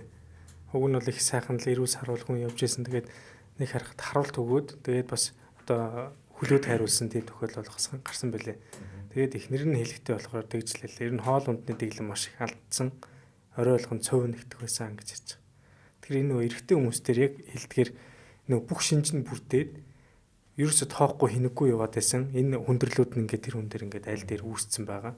Тэгэхээр одоо эргэж одоо нэгэнт одоо тайрсан хөллийг бол эргээд бол тэр чинь хэвийн хийж болохгүй байна шүү дээ. Тэгэхээр тэр үед нь маш сайн одоо дэглэм гамын бариад байнга хяналттай яваад байх юм бол тэр хүнд бол эргээд яг тэрнээсээ хүндрүүлэхгүй байх боломжууд бол байгаа юм байна. Монгол ардын анагаах ухаан, Монгол анагаах ухаанд тийм ээ уламжлалт анагаах ухаанд ийм ойлголт байдаг. Идэ ундаа явдал мөрөө засах гэж. Энэ бол чихрийн шижиндээ буюу диабетед яг тохирсон үг гэж би боддог байхгүй. Дундуур цатгалан дүүрэн жаргалтай гэж үг байдаг. Энэ чихрийн шижин дээр яг тохирсон үг гэж би боддог. Яг тэгэхээр манай нөхцөлд диабеттай хүмүүсүүдийн дийлэнх нь хэв шинж хоёртой. Хэв шинж хоёрын дийлэнх нь таргалтын шалтгаантай байдаг учраас илчлэгийн илүүдэлтэй байх шалтгаантай байдаг учраас бид нар илчлэг буюу хоолтон дээр нь анхаарах. За дээр нь нэмэгдээд энийг ашигладаг хөдөлгөөн дээр нь анхаарах. Дээр нь нэмэгдээд бусад шалтгаан болох стресс, тийм ээ? Кортизолыг багасгах гэдэг нь шүү дээ. Стресс, нойр, бусад бүх юм орчны эрүүл ах уу энэ бүгдийг зохицуулж өгж байж гэмээр чихрийн шижинг хэвийн байлаад боломжтой болчиход байгаа байхгүй. Харамсалтай нь энэ бол түүхтэй. Одоо 2004 онд намайг ангаах төгсгөөд тэр үед дотоод шүрлийн хичээл хамгийн сүүл буюу 6 дугаар курс ордог байсан. Хоол хүнсийг жишээл 3 бүлэг болгодог байсан. Зөвшөөрөгдөх хоол энийг хүснээр идэж болно. Хязгаартай хэрэглэх хоол энийг баг багаар гэтээ ихтүүлж идэхгүй идэж болно. Хориглох хоол энийг одоо ямар ч тохиолдолд идэж болохгүй гэдэг. Хориглох хоол нь юу ах вэ гэхээр цагаан гурил, цагаан будаа, чихэр, жимс тийм ээ. Одоо энэ юмнууд. Хязгаартай хэрэглэх хоолнд нь болохоор төмс хаяа нэгдэж болно гэх юм уу тийм. Одоо ногоо иймэрхүү юмнууд. Зөвшөөрөгдөх хоолнд нь болохоор навчит ногоо, байцаа гэж байгаа. Байцаа гэж байгаа тэр үедээ тэгээд хар талах идэж болно гэдэг. 2012 онд Австралид хийсэн нэг судалгаа байдаг юм да. Бидний нөгөө яриад байдаг амархан шимэгдэг нүрс ус буюу цагаан гурил. Удаан шимэгдэг нүрс ус буюу одоо манайхаар бол хар гурил тийм ээ. Хар талх, цагаан талх хоёр эдсэн хоёр бүлэг. За хар цагаан талх гэдэг нь иргэдэд ойлгомжтой байх үүднээс жишээ болгоод хэлж байгаа шүү. Удаан шимэгдэг нүрс ус, хурдан шимэгдэг нүрс ус хоёрыг хоёр бүлэгт харьцуулаад үзэхэд эцсийн үр дүн буюу 2 цагийн дараах, 3 цагийн дараах сахарын хэмжээ адилхан байсан байхгүй. Статистикээр ялгаагүй. Тэгэхээр бид нар хар талх хэдий наача сахар өсөхгүй, цагаан талх баа гэж хэлж болохгүй болчиход байгаа байхгүй. 2004 оны туршлагаасаа ярих гэдэг шүү дээ. Одоогоос 22 жилийн өмнөх. Яг эмнэлзүүдээр энэ тохиолддог байсан. Хар талх хидээд байгаа мөртлөө энэ сахар буухгүй байна гэдэг. Та тэгвэл хэтрүүлж хидээд байна гэж тухайд хэлдэг. Тэгэхээр одоо бидний ч ангаах ухаанд бид нар баримталж байгаа асуудал юу гэхээр юу идэх нь тийм чухал биш юм байна. Ямар харьцаатай хизээ яаж идэх үү гэдэг чинь чухал юм байна. Уламжлалт анхаагаа бид нар бодоод үзье л да. Монгол ахуй дээр одоо юу гэдгийг махны хэрэглээ нэлийн төх юм л байдаг. Дам мах хидээд байна үгүй. Бид нар цагаан эдээ хэрэглэж байна. Малын шимжилээр дагуулаад бид нар маш их ногоо авч байна. Иргэд одоо малчин ахуй одоо нүүдлийн аж ахуй дээр зөвхөн мах цагаан эдээ хэрэглээд байсан үгүй. Ногоо бид нар төгөлх хэрэглэдэг байсан байна. Ховд одоо сэлэн, булган зэрэг аймагуудад бүр тариа тарьж исэн уул мөрүүд хүртэл байдаг шүү дээ. Бүр дээр үед. Тариа тарьж бид нар үр тариаг хэрэглэдэг байсан байна. За өөрсдөө тарьж чаддгүй маа гэхэд нөгөө хөрш зэрэгэлдээ улсын аймагудаасаа одоо юу гэдгийг 8 худалдаагаар авдаг байсан байна. Өөрөөр хэлбэл Монгол ахуйд хүнсний бүтээгдэхүүнүүд байсан байхгүй. Одоогийн нөгөө болохгүй байдаггүй гэж бодоод байдаг. Зөвхөн мах сүү идээд байдаг ард түмэн бас бид нар байгаагүй. Хоолны бас өөр соёлтой ард түмэн байсан байхгүй. Гэтэл одоо 40-оос дээш насныхан ялхан байх хөдөө орон нутагт юм уу ингээд өвөө эмээ дээр аав ээж дээр өссөн хүмүүс бол өвөл хавартаа нэлээ мах идэнэ. Тийм ээ? Идэж гээл бид нар иддээ шүү дээ. Гэтэл дам мах идээд нэг үл хажуу ногоо чандаг, шүлөө уудаг, шар будаагаа идэг, хөц будаагаа хийдэг. Гэтэл зундаа яаж ийн? Голчлон цагаан идэ. Нөгөө гидсээ цэвэрлэх. Хавар яаж ийн гэдэг нь үүцээ задлан буюу нөгөө дарсан борц өдрөө, өвлөө бэлдсэн борц өдрөө тэгж хэрэгэлдэг. Намар болохоор дандаа шинэ ногоо, шинэ одоо малын тарга твэрхтэй тэр цагаан идэ, айрэг гэх мэтчлээ. Энэ бүхэн маань юу хэлээд байгаа гэхээр нөгөө хооллол гэдэг юм чи өөрөө гидсний бичил очныг бий болгох нөхцөл нь болчиход байна. Гэтэл өнөө орчин цагт бид нар яаж ингэ гэхээр тэр дадал байхгүй болцсон. Нөгөө хоолны соёл гэдэг юм байхгүй болоод уламжлалт соёл гэдэг юм байхгүй болоод нөгөө үр тарианы гэх юм уу хит илчлэгтэй ч гэдэг юм уу амтлаг энэ юмнуудыг их түлхүүр хэлдэг болсон. Энд чи эргээд нөгөө зарцуулалтанд байхгүй хит их нийлүүлэлт бий болоод ирэхлээр нөгөө бараанууд чи эргээд илжиж мууддагтай адилхан бие махбод энийг чинь боловсруулж чадахгүй сахар болоод байна гэсэн үг байхгүй. Тэгэхээр дундуур цатгалан гэдэг нь юу гэсэн үг вэ? Өлсөдөө гэсэн үг биш байхгүй. Багаар хэмжээ язгаартай гэхдээ юу гэснэ гэдэг тийм хувийн бие зүгээсээ тийм зөвлөмж өгдөг. Судалгаанаас харахад та 100 г нарийн ширхэгтэй буюу нарийн урдан шимэгдэг нүрс ус уух 100 г удаан шимэгдэг нүрс ус уух хоёр сахар ихсэж байгаа динамикаараа л ялгаатай болохоос биш эцсийн үр дүн адилхан. Статистикүүд ялгаагүй. Нарийн ширхэгтэй гурил нүрс ус идсэн улсуудын эхний 10-15 минутаар сахар огцом өсдөг. Удаан шимэгдэг буюу бүхэл үр тарианы хэрэглэсэн улсуудын 30 минутын дараа, 40 минутын дараа, 100 минутын дараа өсдөг. Гэхдээ 120 минутын дараа аль аль нь ялгаагүй өндөр хэвээр байдаг. Биенээс ялгагдаагүй. Нэгэнд эцсийн үр дүн ялгаагүй юм бол бид нар энэ болохгүй, энэ болно гэж хэлж утгагүй болчиход байгаа байхгүй. Сэтгэл зүй дээр энэ дээр бид нар бас дэмжлэг үзүүлэх хэрэгтэй болдог. Хоол гэдэг бол хүний анхдагч хэрэгцээ. Хооллолт гэдэг бол. Тэгэхээр анхдагч хэрэгцээ хүчээр хольж болдоггүй байхгүй. Хүний ухамсарыг хүлээн зөвшөөрдөггүй. Хувь хүн өөрөө тэрийг хүлээн зөвшөөрж байж гимэн хооллолт өөрчлөлт өгөхөөс биш чи ингэх ёстой гэж хэлэх нь өөрөө тэр хүн стресс болчихдог байхгүй. Шууд заагаад болохгүй шүү дээ. Чиний дадсан ямиг болохгүй шүү дээ чи наа чи эн чинь юм байхгүй чи энийг уух ёстой гэхэд хэн ч гэсэн дотроо дургуул хүлээж авдаг. Өөртөө итгэлгүй одоо хэсэг бүлэг маань яадаг вэ гэхээр нэр тийм болов гэж эргэлзэх даган дуурайх байлаа гэдэг. Гэтэл хувь хүн болгоны альва зүйлийг хүлээж авах чадамж нь ялгаатай. Тэр итгэл нэг өндгөн эсийн ихрүүдийн бодисын сэлцүү өөр явдаг гэсэн судалгаа байдаг. Нэг өндгөөс гэдэг чинь одоо анхдагч үүсвэр нэг хүн нэг эсээс үүссэн хоёр ихэр байж тээ. Гэтэл бодисын сэлцээ ялгаатай гэж болно.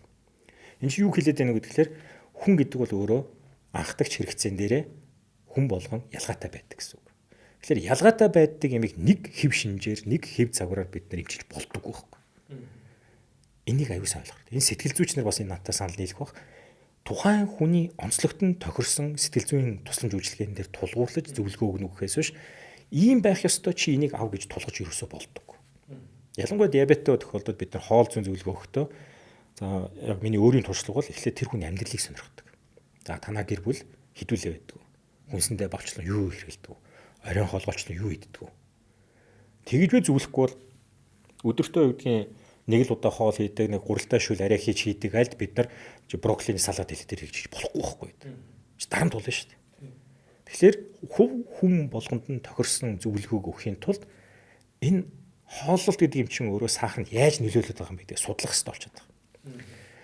Маш олон онолууд байдаг л да. За жишээлбэл одоо саяхан бас сошиалаар яваад байсан нөгөө Бернштейн эмчийн онолыг тайлбарсан одоо тохиолдол байгаа тийм ээ.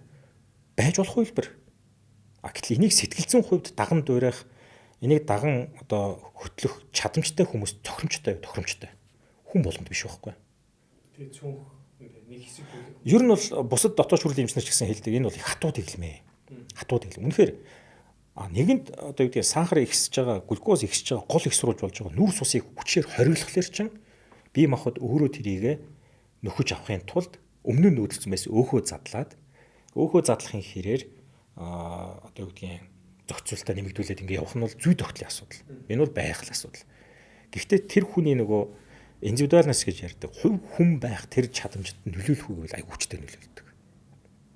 Тийм болохоор бид нар ялангуяа одоо би бүр зориуд хэлье. Энэ сошиалар зөвлөгөө өгж байгаа улсууд маань нийтийг хамарсан нийтлэг шинжийг битгий зөвлөж байгаа чинь хувь хүн болгон онцлог. Та ондоо би ондоо бид бүгдээрээ бие биенээс ондоо. Бид бүгдийг нийлүүлж байгаа зарим нэг ижлэг шинжүүд байж болно. Гэхдээ яг нэг хэвэн цутгацсан юм шиг юм бид нүгж болохгүй байхгүй. Яг нэг арз марийн гутал өмсвөл нэг арз марийн цамц өмсөхгүй боломжгүй шүү дээ. Яг энэтэй адилхан хооллолт нь хүртэл ялгаатай байж болно. Зарим шинжүүдээр нийлүүлээд нийтлэг байдлыг тэрийг нь бид нэр санал болгож болно. Жишээлбэл нүүрс усны хэрэглээ, уургийн хэрэглээ, өөгцний хэрэглээ. Энийг заавал ингэх ёстой гэж тулгаж өрөөсөө болдог байхгүй. Диабеттэй хүмүүстээр ялангуяа настангууд дээр түгээмэл физиологиороо саркопени буюу булчингийн масс багасдаг. Ер нь 30-аас 35 наснаас эхлээд биеийн одоо булчингийн масс 3-аас 5% жил тутам багасдаг гэдэг юм судалгаа байдаг. Тэгэхээр булчингийн массыг багасалтыг бууруулах юм уу зогсоохын тулд өөрөөр хэлбэл инсулин дүжирлүү сэргийлж глюкозыг хэвийн байлгыг гэвэл бид нар булчингийн тонусыг бий болгосон дасгалыг санал болгодог. Дээр нэмэгдээд булчингийн гол одоо түүхийд болох чанартай уурыг санал болгодог. Гэтэл уург гэх тэгэнгүүт нөгөө юм зарим нэг нөхдүүд чинь бэлэн одоо бэлтгэл уургуудыг санал болгож байгаа. Энэ ч хамгийн чанартай уург гэж өгөөд идэг. Гэтэл Монгол ах уу гэдэг чинь өөрөө тэр чигтээ хүнсээрээ бид нар өөртөө хэрэгтэй юм авдаг ах уу байсан байгаа байхгүй. Үнэн худлаасыг би мэдэхгүй байна. Гэхдээ мөнхөд тавраг нэг ярианд хэлдэг байсан. Бяр суун гэж юу хэлдэг юм. Мах сайн хэдэд унтахыг хэлдэг гэж. Мах чанартай мах идэнэ гэдэг чинь өөрөө чанартай уург авч явах бол гэсэн болж. Яг цэвэр уург гэдэг утгаараа нэг орлуулагч хүү 28 хүчлээс бүрдсэн уург гэдэг зүйлийг бид нар махнаас авах бүрэн боломжтой. Дээр нь нойр гэдэг чинь өөрөө бодисын солилцоог, дархлаа тогтолцоог бүгдийг химийн явуулах нөхцөл болчиход байгаа. Тэгэхээр энэ их завгүй нийгэмд бид нар дахиад хэлье нойроо зохицуулж чадаагүйгээсээ болоод хоолоо зөв сонгож чадаагүйгээсээ болоод үүсэж байгаа өвчнийг зөвхөн нэг юм хатуу дэглэмд оруулаад барина гэдэг шиг үлгэр байхгүй. Нолно гэхдээ бүгдэд биш гэж би ярьлаа байхгүй. Тийм болохоор чихрийн шижинтэй хүмүүст маань юу гэж би зөвлөх гээд байна вэ гэхээр өөртөө тохирсон хөдөлгөөний дэглэм, өөртөө тохирсон хоолны дэглэм олж аваач. Ингээхийн тулд мэрэгсэн хоол зүйч одоо манай ангаахын шилгуун үндэсний сургууль шимт хийж судлын анги нэгдээд одоо 3 дахь 4 төгсөлтөнд болж байгаа. Тэгэхээр энэ мэрэгчлэтнүүдээс зөвлөгөө аваач. Мэрэгжсэн одоо хөдөлгөөн засалж тийм ээ хөдөлмөр засалж юм мэрэгжсэн мэрэгчлэтнүүд байна. Эдгээрээс зөвлөгөө аваач. Зүгээр одоо 100 айлын бие чаднуудтай адилхан өөрийгөө инфлюенсер гэж нэрлэсэн улсууд биш шүү. Мэдээж одоо сошиалар одоо юу гэдгийг зөвлөгөө өгж байгаа улсууд би бүгдийг муу гээгүй. Тэнд бол мэрэгжлийн байдлаар өөрөө юмаа судлаа дахиад тэрийг ингээд өөрийн мэдснээ бусдад хуваалцах гэж хичээгээд байгаа улсууд бол бий. Гэтэл зарим нэгүүд нь одоо тэгэл нөгөө зүрлэлэхэд 100 айлын бие чаднуудтай адилхан нөхдүүд бас байгаад байгаа байхгүй. Тэгэхээр иргэд маань эхлээд өөрсдөө жоохон хэрсүү байгаа чи. Та өөрийнхөө эрүүл мэндэд санаа тавихын тулд өөрөө боловсралтай болох хэрэгтэй. Боловсрал гэдэг чинь заавал их сургууль биш байхгүй. өөрөө унш, өөрөө судал. Өнөөдөр интернет хаасаагүй байхад бид нар энэ үнэхээр үний юм уугүй л бид нар харж халах хэрэгтэй байхгүй. Саяхан хүртэл одоо өнөөдөр өглөө гэхэд л миний нэг найз над руу одоо фэйсбүүкээр суцчлаад байгаа нэг бүтээгдэхүүнийг гаргал энэ хэрвээ гэж асууж байгаа. Мөнгөний гарц. Би бол өөрөө тэгж харж байгаа. Яг тэгвэл анагаах ухаан бол нотлохонд суурьсан шинжилгээ байна. Нотлохоо гэдэг чинь өөрөө энэ бүтээгдэхүүнийг, энэ имчилгээг, энэ аргыг 100 хүнд хийхэд ямар үр дүн гарсан, 1000 хүнд хийхэд ямар үр дүн гарсан, 100,000 хүнд хийхэд ямар үр дүн гарсан гэдэг статистик тоогоор баталгаажуулж явдаг байхгүй. Гэтэл зарим судалгаанууд маань pseudo science гэж ярьдаг хуурамч шинжилгээ ухааны нөлөөгөөр жишээлбэл 100 хүн дээр туршиж үзээд 20 үр дүн өгөөд 80 фейлдсэн. 80-д нь үр дүн өгөөгүй. Тэгэнгүүт нөхдүүд яадаг вэ гэхээр үр дүн өгсөн 20-ыг оруулаад 25 хүний үр дүнгээр тайлбарчдаг. 25 хүн дээр турш үзсэн чинь 20-д нь үр дүн өгсөн шүү дээ хараа. 82 үр дүн байгаа биз. Гэтэл яг бодит утгаараа 80% фейлдсэн байгаа байхгүй. Ийм үр дүнгууд байдаг учраас судалгааны ажил гэдэг болгоныг бид нар бас судалгаан дээр үндэслэж хийж ярьж болохгүй байхгүй. Нөгөө судалгаагаа дахиад судлах хэрэгтэй болчиход байгаа байхгүй. Тийм ч учраас эмч хүний одоо 7 мэрэгжлийн нэг нь судлаач байдгийн шалтгаан ердөө юм. Тэгэхээр би мэрэгжил нэгтэн нөхдүүдэд бас хэлье, ялангуяа залуу эмч нартай бас хэлье. Ямарваа нэгэн зүйлийг сурталчилж байгаа ч юм уу эсвэл ийм байгуул энэ үнэхээр ийм үг гэдгийг судлаад үзээр. Өнөөдөр нээлттэй их сурвалж бий болцсон учраас бид нар хаанаас л хаанаас ямар мэдээлэл олж авах боломжтой болсон. PubMed гэдэг мэдээллийн сэтгүүлүүд байна. Мэргэжлийн сэтгүүлүүд байна. Энэ болгоныг бид нар үзээд судлаад ингээд юу гэдгийг өөрсдөө оюун төгөлд хийгээд авах боломжтой. Тэгэхээр ийм зүйлийг хүндээ сурчлуу гэхээс биш ашигын төлөө одоо юу гэдгийг олныг хамарсан энэ юмд бол битгий автаач. Ялангуяа эмчнэр битгий автаад байгаа ч гэж би хэлгээд. Энийг хэлж байгаа нэг шалтгаан 2010-ад оны үед шиг санаж байна. Диабеттэй хүмүүс зориулсан гутал гэж нэг хэсэг шуурсан. Өөрөө тэрийг санаж байна уу? Тэр үед оюутан байсан баг таад. Нэг гутал өмсгөхлөөр мундаг болох юм баха. Нөгөө гутал нь одоо тэр хүний тэр тухайн үеийн сурталчилж байгаагаар ийм эртний хятадын аргаар хийсэн ийм бичил зүүнүүдтэй, уян фибр одоо уян ийм зүүнүүдтэй. Тэгээд тэр гутлыг өмсгөхлөөр улнаас нь эхлээд ингээд тэр зүүн ингээд арсыг ингээд нэвчээд тэгээ уланд нь нэвчээсэн тэр 200 гаруй иймийн бүтээгдэхүүн бүхий зүйл маань тэр зүгээрээ дамжиж бид нөлөөлөөд ингээ улаарад бид нар эмчилгээг аваад зүгээр ингээ сайхан гутал өмсөөл бид нар диабетыг зүгээр болгох чинь гэж яриад байсан. Би зөрүүд тэр нэг танилцуулга дээр нь очиж суусан байхгүй юу ярих нүс. Хамгийн энгийн яг саяхан шилж байгаа гэсэн ийм учиртай нано технологи гой нэр үгээ томьёо ашиглаад байгаа маа тэр чинь нано файбер юу хилээд ингээл амар ярьж яснаа. Энэ нэг үр дүнтэй болгоё гэвэл та энэ гутлыг өмсөө дорож 2 цагийн турш өдөрт алах хэрэгтэй шүү гэж зөвлөж байгаа байхгүй. Тэр гуталтай гуталгүй өдөрт 2 цаг алхаж байгаа хүний сахар унах л байхгүй. Багасл байхгүй та. Тэгэхээр энэ ойлголтыг салгаж ирээд маань ойлгодог хэрсүү байх хэрэгтэй болчиход байгаа байхгүй. Ялангуяа өнөөдрийнх шиг ийм ороо бусгаа гэж хэлэх нь хаашаа ингэхдээ ийм эмх замбраагүй байгаа үед иргэд өөрсдөө эрүүл мэндийн төлөө хүү хай гэж дурж явах хэрэгтэй байдаг. Тэрнээс энэ сайн гэж ингээл ийшээ шуурал. Энэ сайн гэж ингээд ийшээ шуураад яж болохгүй л гэдгийг санаалах гэдэг. Эргээд нөгөө маш энгийн логикоор хэлээ. Үнэхээр зарим нэг нөхдүүдийн сурталчлаад байгаа шиг ганцхан курс эмчилгээ аваад эсвэл ингээд маш сайн үр дүнтэй гэж л байгаа бол өнөөдөр дэлхийн эрүүл мэндийн байгууллагын толгойн өвчин диабет байхгүй байхгүй. Дэлхийд дээр диабетээр 500 сая гаруй хүн шаналж байна.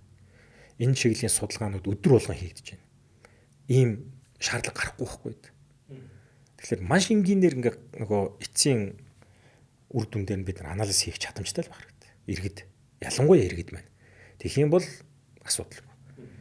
Мэргэжилтнүүд бол хангалттай бий. Монгол улс 1996 оноос эхлээд үндэсний мэргэжилтнүүдэд бэлдэж эхэлсэн. Тэрнээс өмнө бол яг тухайн хөрш орон болох зөвлөлт холбоот ус болон социалист лагеруудаас мэргэжилтнээ бэлддэг байсан. Монгол улсын анхны дотоод шүүрлийн эмч нь бол манай доктор Долгормаа гэдэг анхны одоо хүн байсан. За тэгээд анхны яг энэ диабетийн тархалтыг судалсан бол профессор Суудаа багш. За Монголын диабет холбооны үндэслэгч профессор Алтай сайхан багш гэх мэтчлэн олон хүмүүс. Тэгээд тухайн үеийн Ахмад ажилтнууд болох тийм ээ одоо Норвоо амж, Балчны амж, Эрдэнэ амж гэдэг мундаг ахмадууд маань энэ салбарыг бас түүчээлээд явж ирсэн учраас одоо огт байхгүй байсан мэтэр ярихыг би бол хувьдаа зөвшөөрдөг байхгүй. Тэр ахмадуудын хийсэн одоо ололт, амжилт тэр бүх юмыг үүсгэж байгаа юм шиг санагдаад байдаг учраас Монгол диабет байсан уу? Байсан. Мэддгүй л байсан. Одоо ч мэддэггүй зарим нэг хүмүүс. Нийтээрээ зөвхөн сахарын хэсэг нь баба сахарыг буулгаж болно, энийг уулгой болно гэдэг юмд хөөртаад яваад байна. Тийм учраас юмыг углуургаар нь бодож, судалж үзээч. Ялангуяа эмчнэр, ялангуяа иргэд маань өөрөө өөрсдийнхөө эрүүл мэндийн төлөө санаа тавих тийм чадaltaй, ирмэлцэлтэй байгаач. Тэгээд ийм боломж олгож байгаа танай подкастын хамт олонд бас би талархснаа илэрхийлье. Энэ үнэхээр чухал цаг үе болсон гэж би хувьдаа бодож байна. Mongolian Camel.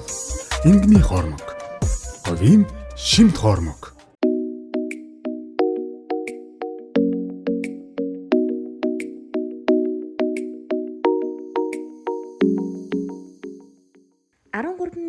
мг өндөр тунтай 100% эрүүл мэндэд сөрөг нөлөөгүй хөгшрөлтийн эсрэг хамгийн өндөр үр дүнтэй уудаг супер шингэн коллаген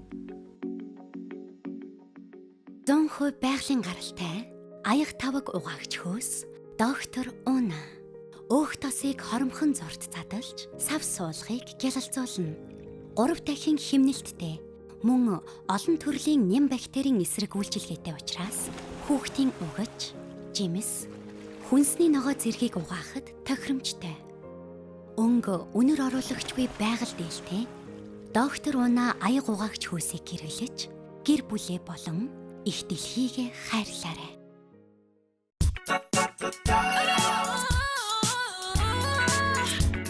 Эрт хүчтэй эрүүл амьдрах бидний сонголт.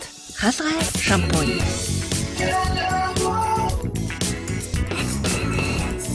Дөрвөн төрлийн хаалгай шампунийг үснийхээ онцлог тохируулан бид хэрэглэдэг. Эрүүлэр үсээ хайрлая. Одоо яг үзэж байгаа хүмүүс, залуучууд их үзэж байгаа одоо гэр эзэгтэй нэр их үздэг юм байна манай подкастыг.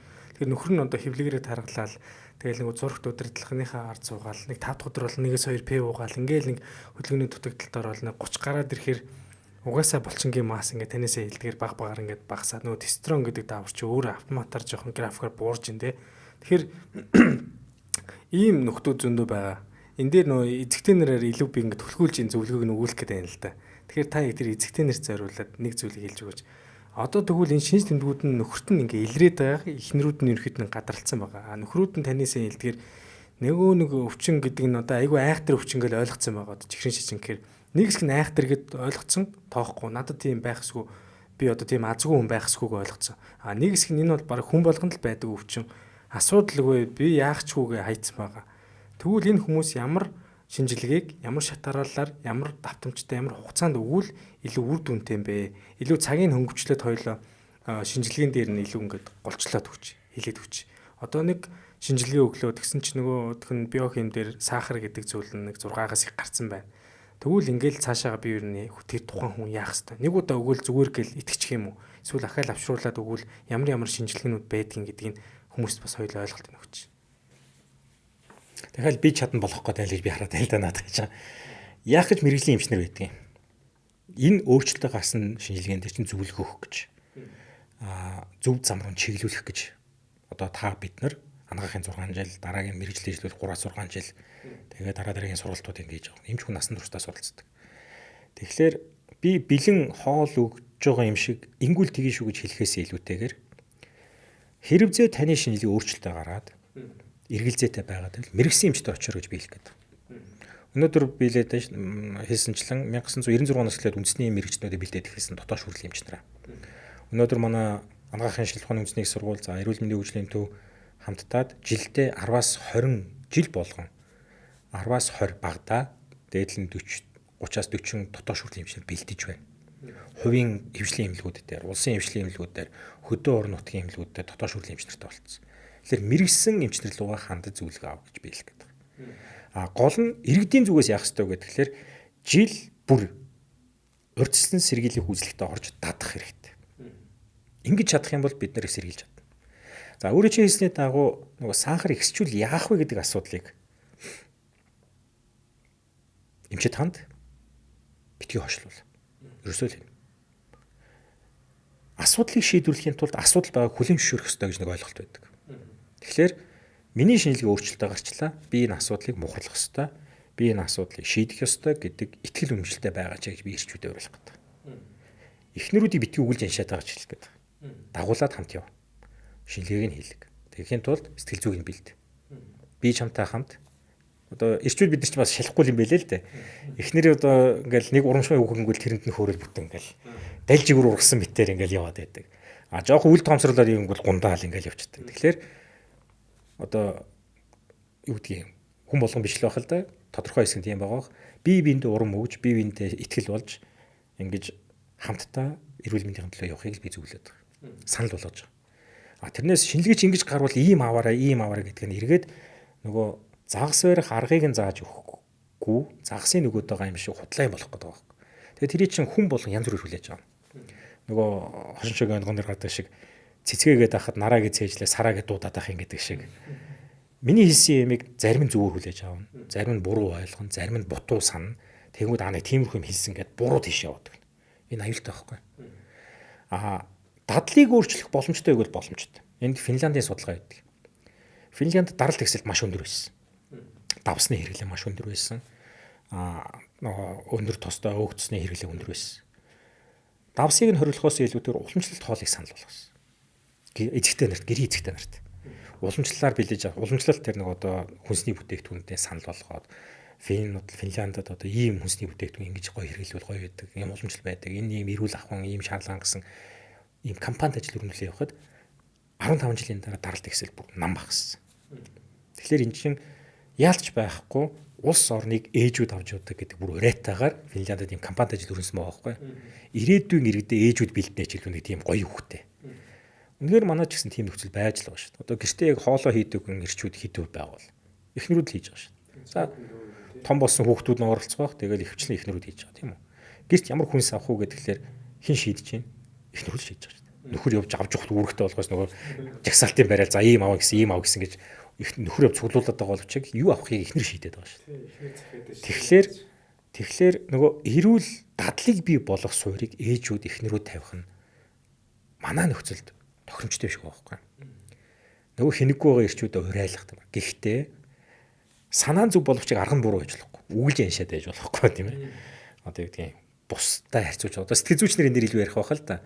Эрэгтэй эхнэр нөхрүүдийн хоорондын харилцаа нөгөө Марсаас ирсэн, ангарагаас ирсэн ингээл сугар Марсын хүн чөлөө ингээл нэг юм эрэгтэй эмэгтэй сэтгэл зүйн ялгаатай байдлыг заасан маш олон ойлголтууд байдаг, онолууд байдаг, дадлууд байдаг.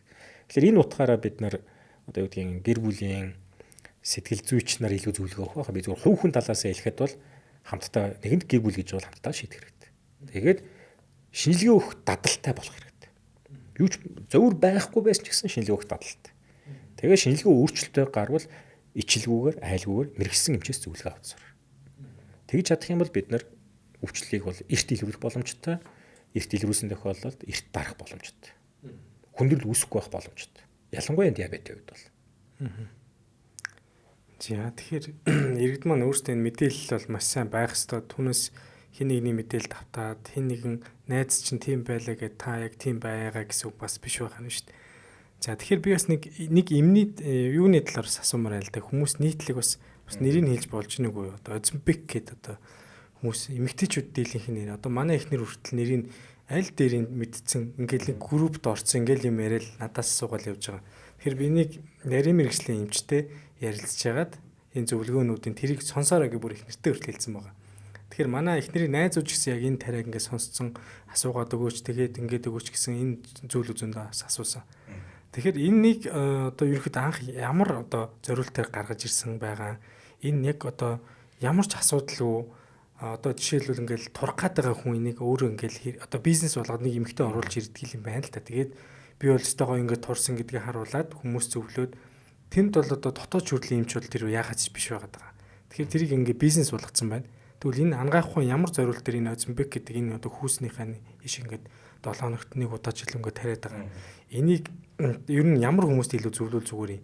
Хин нэгэн турах гад чадахгүй байгаа хүн энийг ингээ хэрэглэх нь ер нь зөв юм. Ямар нэгэн хяналт байхгүй шүү дээ. Яаж дотоод шүрлийн эмч зөвлөсөн ч эн чинь хяналтаа та тэзээрээ одоо ингээ хоёулаа шинжилгээг ингэж харъя гэд бүх юм ингэж наривчилж хэлж өгöd байгаа.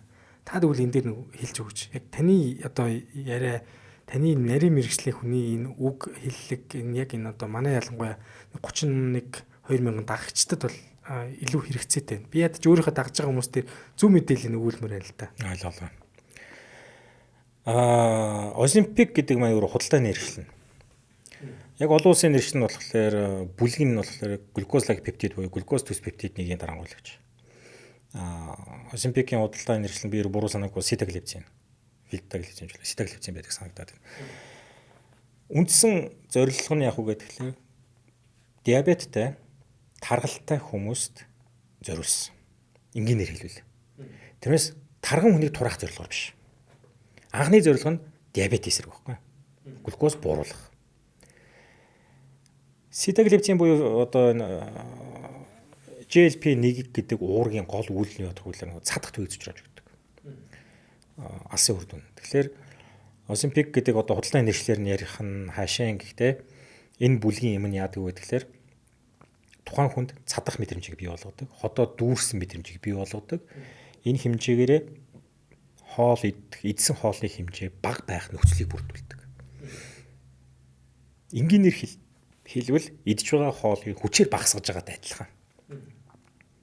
Гол ялгаа нь хувь хүнд өөрт нь цадцсан мэдрэмж төрүүлээд өсөх төвийг цочрохгүйгээр ингэ яваад байдаг ийм үйлчлэгээтэй. Нэгэнд орж ирэх глюкоз нүүрс ус бага болоод ирэх юм бол тэр хүний цусны сахар багасна. Нэгэнд цусны сахар багасаад ирж байгаа бол нөгөө өөхний хэмжээ чинь багасна. Өөхний хэмжээ багасхын хэрээр жим буурна. Энгийнээр хэлвэл. За жоохон дэлгэрүүлээд яриул. Бид глюкоз орж ирэхэ боллоо. Хоол идэхэ боллоо л доо. Одоо цадах мэдрэмж төрөөд байгаа учраас идж байгаа ч гэсэн бага идэв. Өмнө нэгдэг байснаас бага идэд ирэнгүүт цуснд орох глюкоз хэмжээ тэр хэмжээгээр бага болоод ирнэ. Цуснд байгаа глюкоз багасаад ирэхээр эс рүү орох глюкоз багасаад ирнэ. Эс рүү орох глюкоз багасаад ирэхлээр эс өөрийнх нь хэрэгцээг хангах зорилгоор өмнө нь нөөцлсөн байсан өөх тусоо задалж чөлөөт өөхний хүчил үүсгээд чөлөөт өөхний хүчлээсээ глюкоз болгоод глюкозоосоо эргээд цус руу аваад ингээд өөрөө дотоод шалтгаантай глюкоз үүсгэх гэдэг байгаа байхгүй. Тэгэхээр энэ процесс маань цаашаад кетоацидоз үүсгэх эрсдэл бий болгоно. Нойр булчиргаан дээр асуудал бий болгоно. Гэх мэтчлэн ингээд дараа дараагийн асуудлыг бий болох боломжтой. Гэхдээ физиологийн үр дүн нь нэгэнд гаднаас нүүрс ус орж ирэхгүй бол бие махбод өмнө нь нөөцлөсөн байсан юм ашиглая гэдэг энэ зарчим дээр л яваад байгаа байхгүй. Тэр утгаараа бие жим багасах үйлдэл бол гараад байгаа. Аливаа эмийн бэлтгэл маань өөрийн гэсэн давуу талтай, өөрийн гэсэн сул талтай. Эмнэлгийн мэрэгчлэн давуу сул талыг жинлэж үзээд хор болох чинж нь мэдэгдэхүйц баг, давуу тал нь мэдэгдэхүйц сайн тэр эмийг сонгохыг зорддог. Яг энэтэй адилхан Оземпикийн давуу болон сул талыг жинлээд үзэхэд сул тал байгаа. Маш сайн бол биш. Жишээлбэл Оземпик өөрийнх нь заавар дээр шигсэн байдаг. Хэрэглэхийн өмнө бамбаа улчирхаа заавар шалгуул гэдэг. Яг тэгээ судалгаанаас харахад туршилтын үед дээр уг тарилгыг хэрэгжилж исэн хүмүүст бамбай медулар одоо эсийн гаралтай хавдар үүсэх магадлал 50% дэш байсан. Бараг 2/4 нь энэ хавдар үүсэх гэдээс үүсэж байсан. Тодорхой хувьд нь нойр булчирхай цочмог үрүүлсэл бий болж байсан. Тодорхой хувьд нь цусны чулуу үүсэж байсан. Гэх мэтчлэн эрсдлүүд байгаад байгаа учраас толгой дараалан сайн одоо манайхны нөгөө туйширдэг юм эндээс харагдаад байгаа байхгүй юу? Сайн гэсэн ингээл. Залуучууд цусны чулуу яагаад үүсээд байна? Бас нэг шалтгаан энэ байхыг үүсэхгүй. Богино хугацаанд цусны чулуутай болоод байна шүү дээ. Цусны чулуу үүсээд. Толгой үзүүний хавдрууд нэмэгдээд байгаа шалтгаан бас энэтэй холбоотой байхыг үүсэхгүй. Тэгэхээр бид нар нэлээд хэрсүү байж бодох хэрэгтэй. Үнэхээр биеийн жингээ тураах зорилгоор өөрөө сэтгэлзэн хувьд бэлдэж чадахгүй. Тэгээд тэр дэглэн барьж чадах тэнхэлгүй, сэтгэлийн тэнхээгүй юм байгаа тариа тарилах хэрэгтэй байгаа бол FDA буюу Америкийн хүнс эмийн агентлагаас гаргасан, за Европын хүнсний агентлагаас гаргасан зөвшөөрсөн. Монгол одоохондоо тийм судалгаа хийгээгүй учраас бид нар бусдын хийсэн судалгааг хүлээж авна шүү дээ.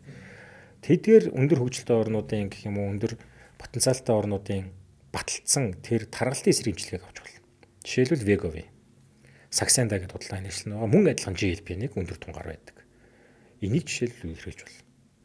Тэрнээс нүрхийг авах гээд нүдийн сохлуу гэдэг шиг зөвхөн турна гэдэг ойлголтоор нэг юм руу хит туйлширч болохгүй гэж биелэх гэдэг байгаа байхгүй. Үндсэн санаа нь диабеттэй хүмүүст. Тэр дундаа диабеттэй таргалтай хүмүүст зориулсан эмчилгээ болохоос биш жоохон хоолоосоо яваад эсвэл жоохон хөдөлгөөнөө нэмээд стрессээ менежмент хийж чадахгүй байгаа. За би хашлтанд хэлж байгаа шүү. Арчаагүй тэр бүлэг зориулсан юм биш байхгүй. Энийг аягүй сайн бодох хэрэгтэй. Биеийн жинг буулгана гэдэг маань бид нар нэг өдөр унтаад тархлаагүй шүү дээ. Удаан хугацааны процесс. Богино хугацаанд жин хасаад хоолоо сойгоод юм уу хөдөлгөөнөө нэмээд ингээд богино хугацаанд жин хасч болно. одоо гэдэг 80 кг-аас 62 кг руу ч юм уу орж болно. Гэтэл эн чинь өөр эрүүл бус арга байхгүй. Түр зурдаа. Маш энгийнээр хэлбэл энэ үед таны өөхөн эдүүд маань агшиж байгаа юм. Нэгэнд нүүц байхгүй болоод агшиж байгаа тохиолдолд бие махбод маань яг үйлдэлээр цаашаад нөөцлөх гормол орж эхэлнэ. Тэр дэглэмийг цаашаа үргэлжлүүлэхгүй бол эргээд тэлж эхэлнэ. Тэлэхдээ өмнө байснаас 20-30% илүү тэлдэг. Тийм учраас нэг одоо шинэ жил бол нэг авсан гой палажинда таарах гал хоо сойгол явсан шинэ жилийн дараа өмнө байснаас илүү тархалаад идэх шалтгаан ердөөс юм. Таргалалт гэдэг зүйлийг бид нухацтай авч үзэхгүй болохгүй. Яагаад гэвэл таргалтыг зүгээр дан дасгал хийснээр эсвэл дан хоол хийснээр эсвэл дан имчилгээ авснаар явдаг. Давхар сэтгэл зүйд нөлөөж иж явдаг. Сэтгэл зүйд нь тэр одоо юу гэдгийг зорилгыг нь мэдрүүд суулгаж өгөх. Одоо Inception гэдэг кино байдаг ч тэрэн дээр байдаг шиг яг зорилгыг суулгаж өгөөд чадaltaй шүү. Та ингэх чадaltaй шүү гэдэг итгэлийг нь суулгаж өгөөд тэгээд удирдах чиглэлүүд явчих юм бол эрүүлэр жинг тусах боломж зөндөө бий. Судалгаанаас харахад эргэж одоо юу гэдгийг эргэх шинж үүсэхгүйгээр турах боломжтой эрчим нь юу ах вэ гэхээр 1 сард 1 кг гэж үг гэдэг байхгүй. Та 12 кг хасахын тулд 12 сар зарцуулах хэрэгтэй. Ойлгож байна. Тэнгүү зарим шоож нөхдүүд хэлдэг л дээ. 1 сард 1 кг чинь 7 хоногт 250 г. 7 хоногт 250 г чинь өдөрт хэдэн грамм. Бараг л нэг хүндхэн бийцсаал тэгэл байхгүй шүү дээ гэж. Сайн байна тэгээд хэрв тэгэж үнэхээр одоо юу гэдгийг жингээ хасч чадчихвал байна. Сайн. Гэхдээ удаан хугацааны баг багаар ингэж урагшилж байж бид нэр жинг барьна үхээс биш. Одоо зарим нэг коуч нар хэлдэг шиг ганц нэг юм уугаад тэгээд одоо юу гэдгийг тэг богино хугацааны үр дүнд битгий хууртаад байгаа ч л гэж хэлдэг. Би өөрийнх нь жишээ ярьдаг. Манай ээж гэсэн хэлдэг. Чи одоо еврей юм тарган байж хүн тар тур гэж хэлээд байдаг.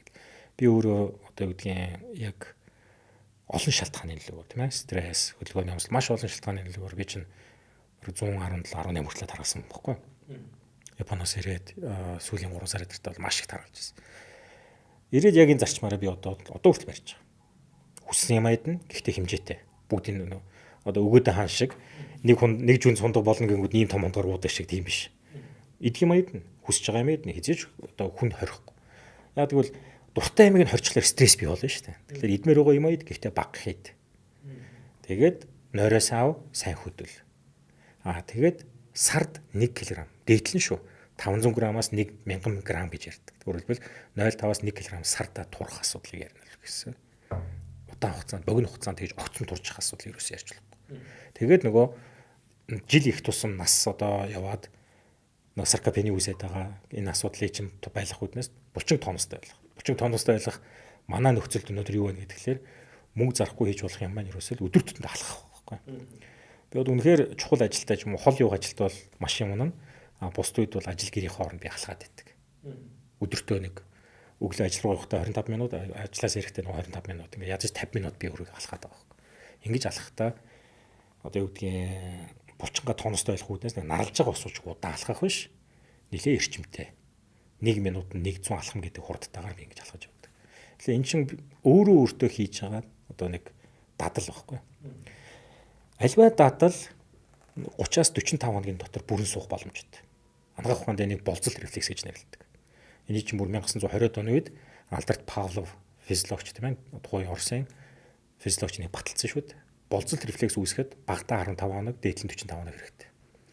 Тэгэхээр турил гэж бодож байгаа, жингээ хасил гэж бодож байгаа бол өөрсдийнхэн бодсон, өөрт чинь тааламжтай байгаад, өөрт чинь стресс үүсэхгүй байгаа тэр арга мэрэгжлийн эмчтэйгээ, мэрэгжлийн дасгалжуулагчтайгаа, мэрэгжлийн хоол зүйчтэйгээ хамтарч сууж агаад өөртөө тохирсондоо дэглэм олж аваад тэгээд тэрийг баг багаар өдөр болгон өөртөө хөвшил болгоод явна.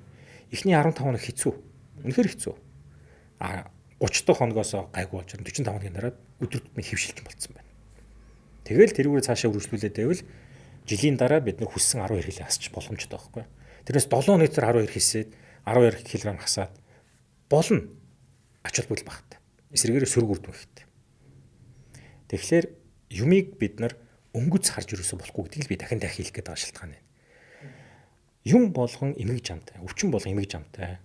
Тэрнтэй адилхан зам өртөө, илрэлтэй арга замтай. Тэрийг одоо зам дөтөлж бас болохгүй би.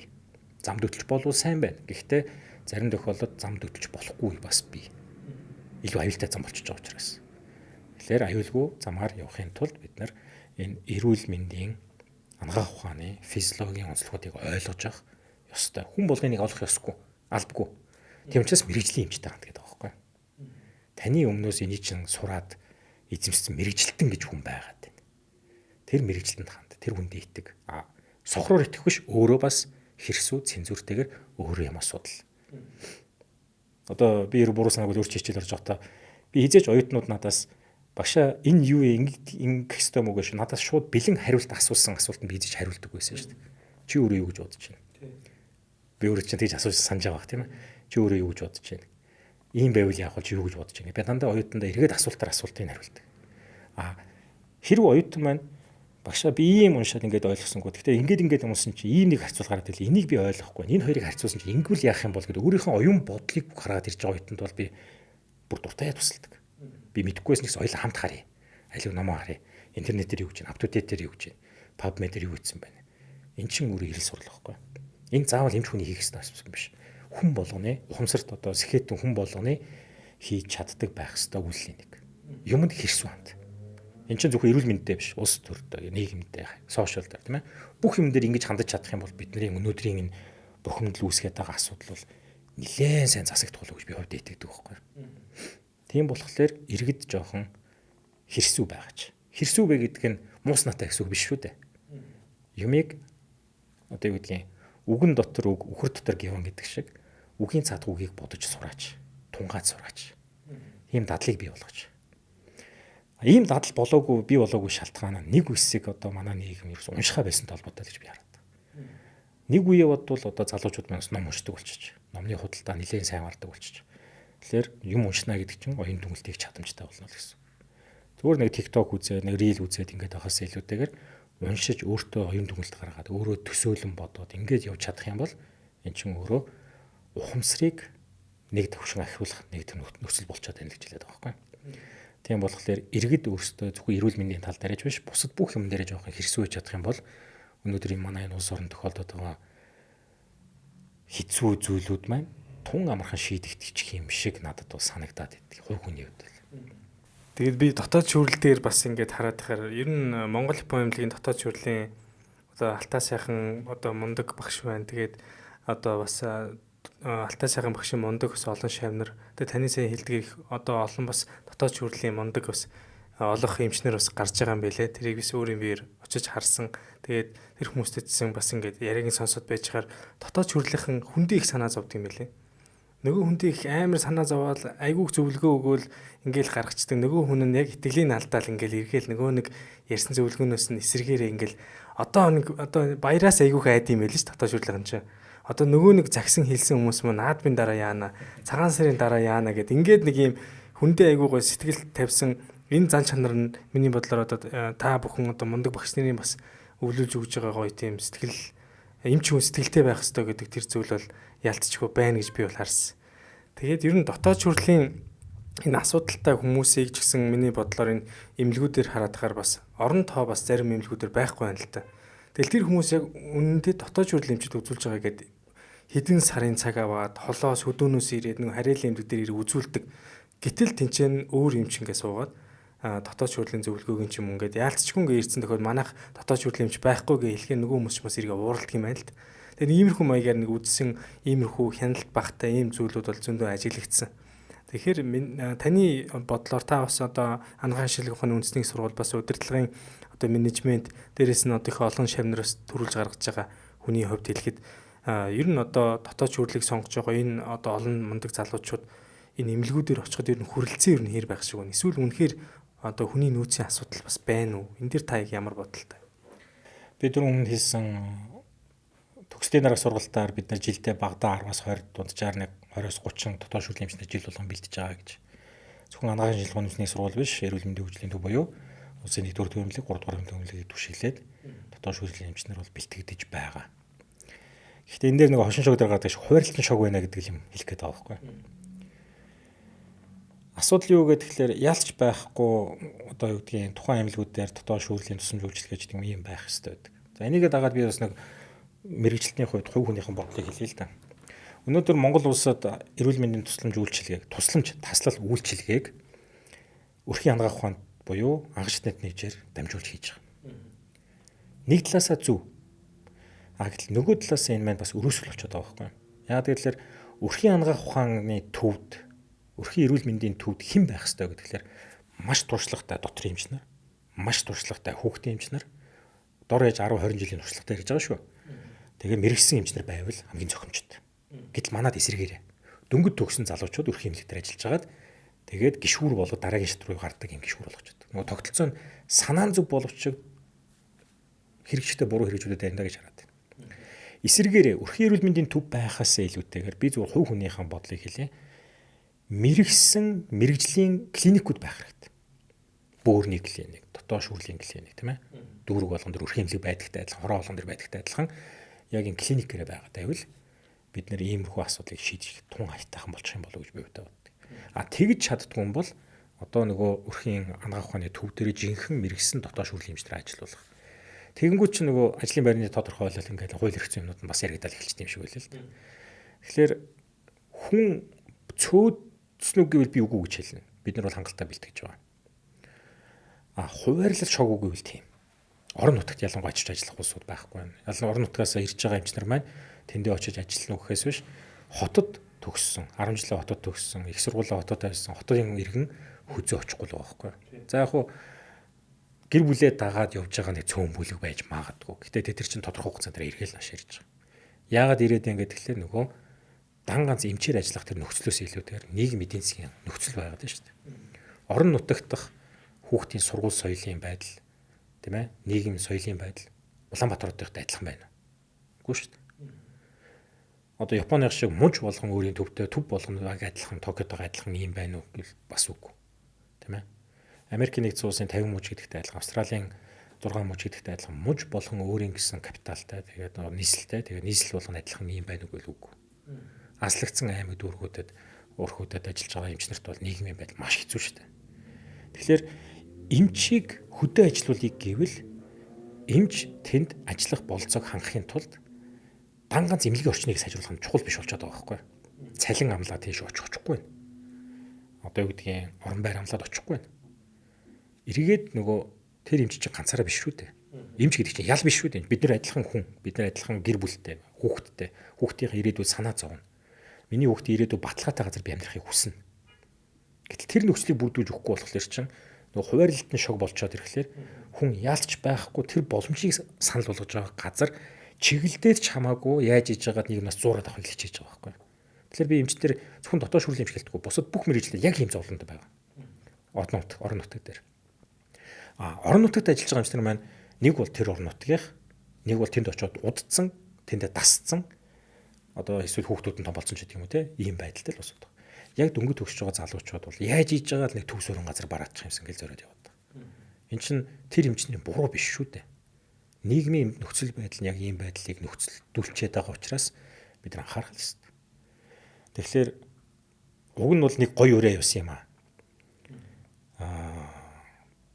Сумын хөгжил чөлөө тийм ээ нэг тийм сумыг гоё болгоё. Суманд одоо ингээд бүр кино театртай сум болгоё.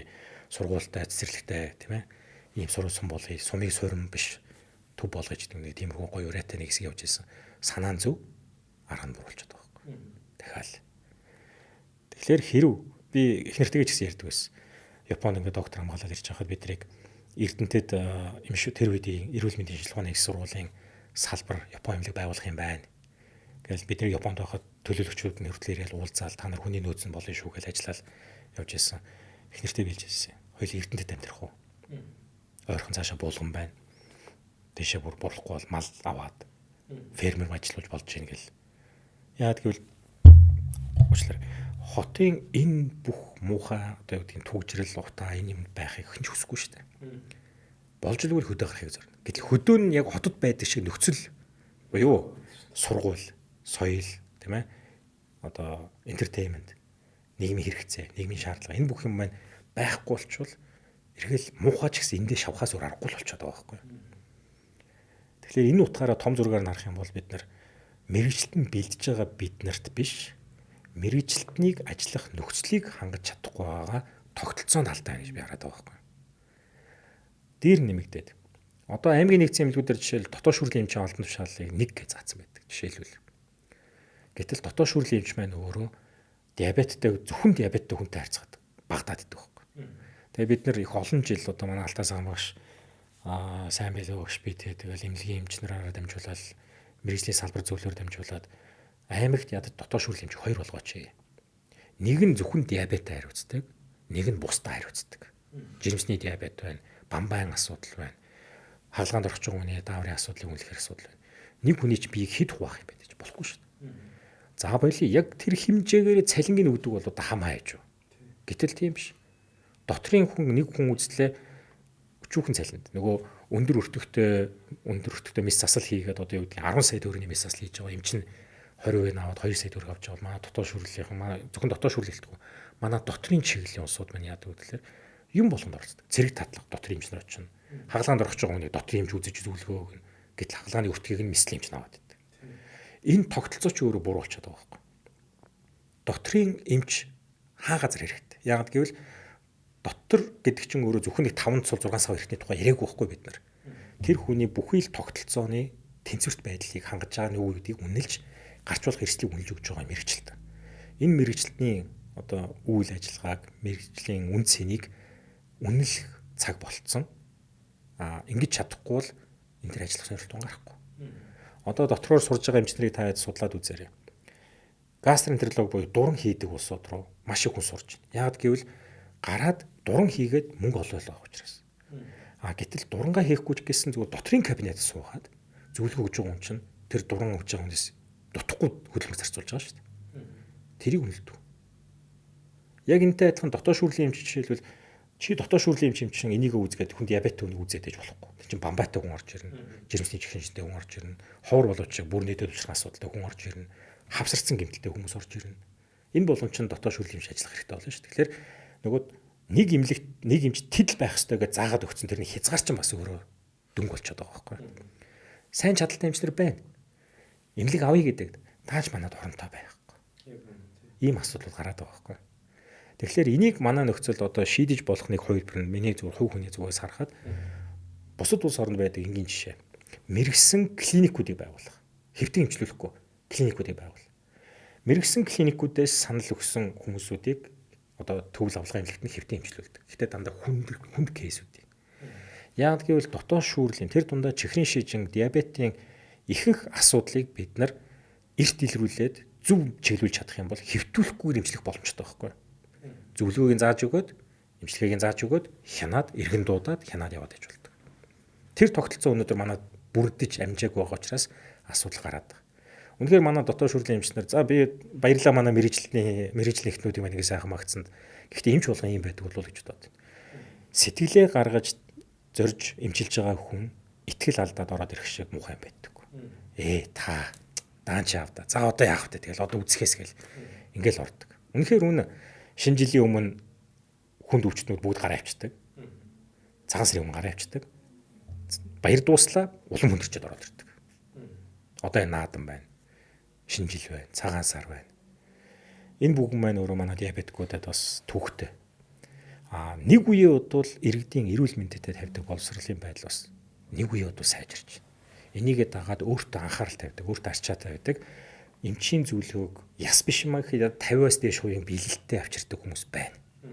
Энэ тоглоом нэмэгдээд ирвэл бидний ачаалал төдийжнэ багасна.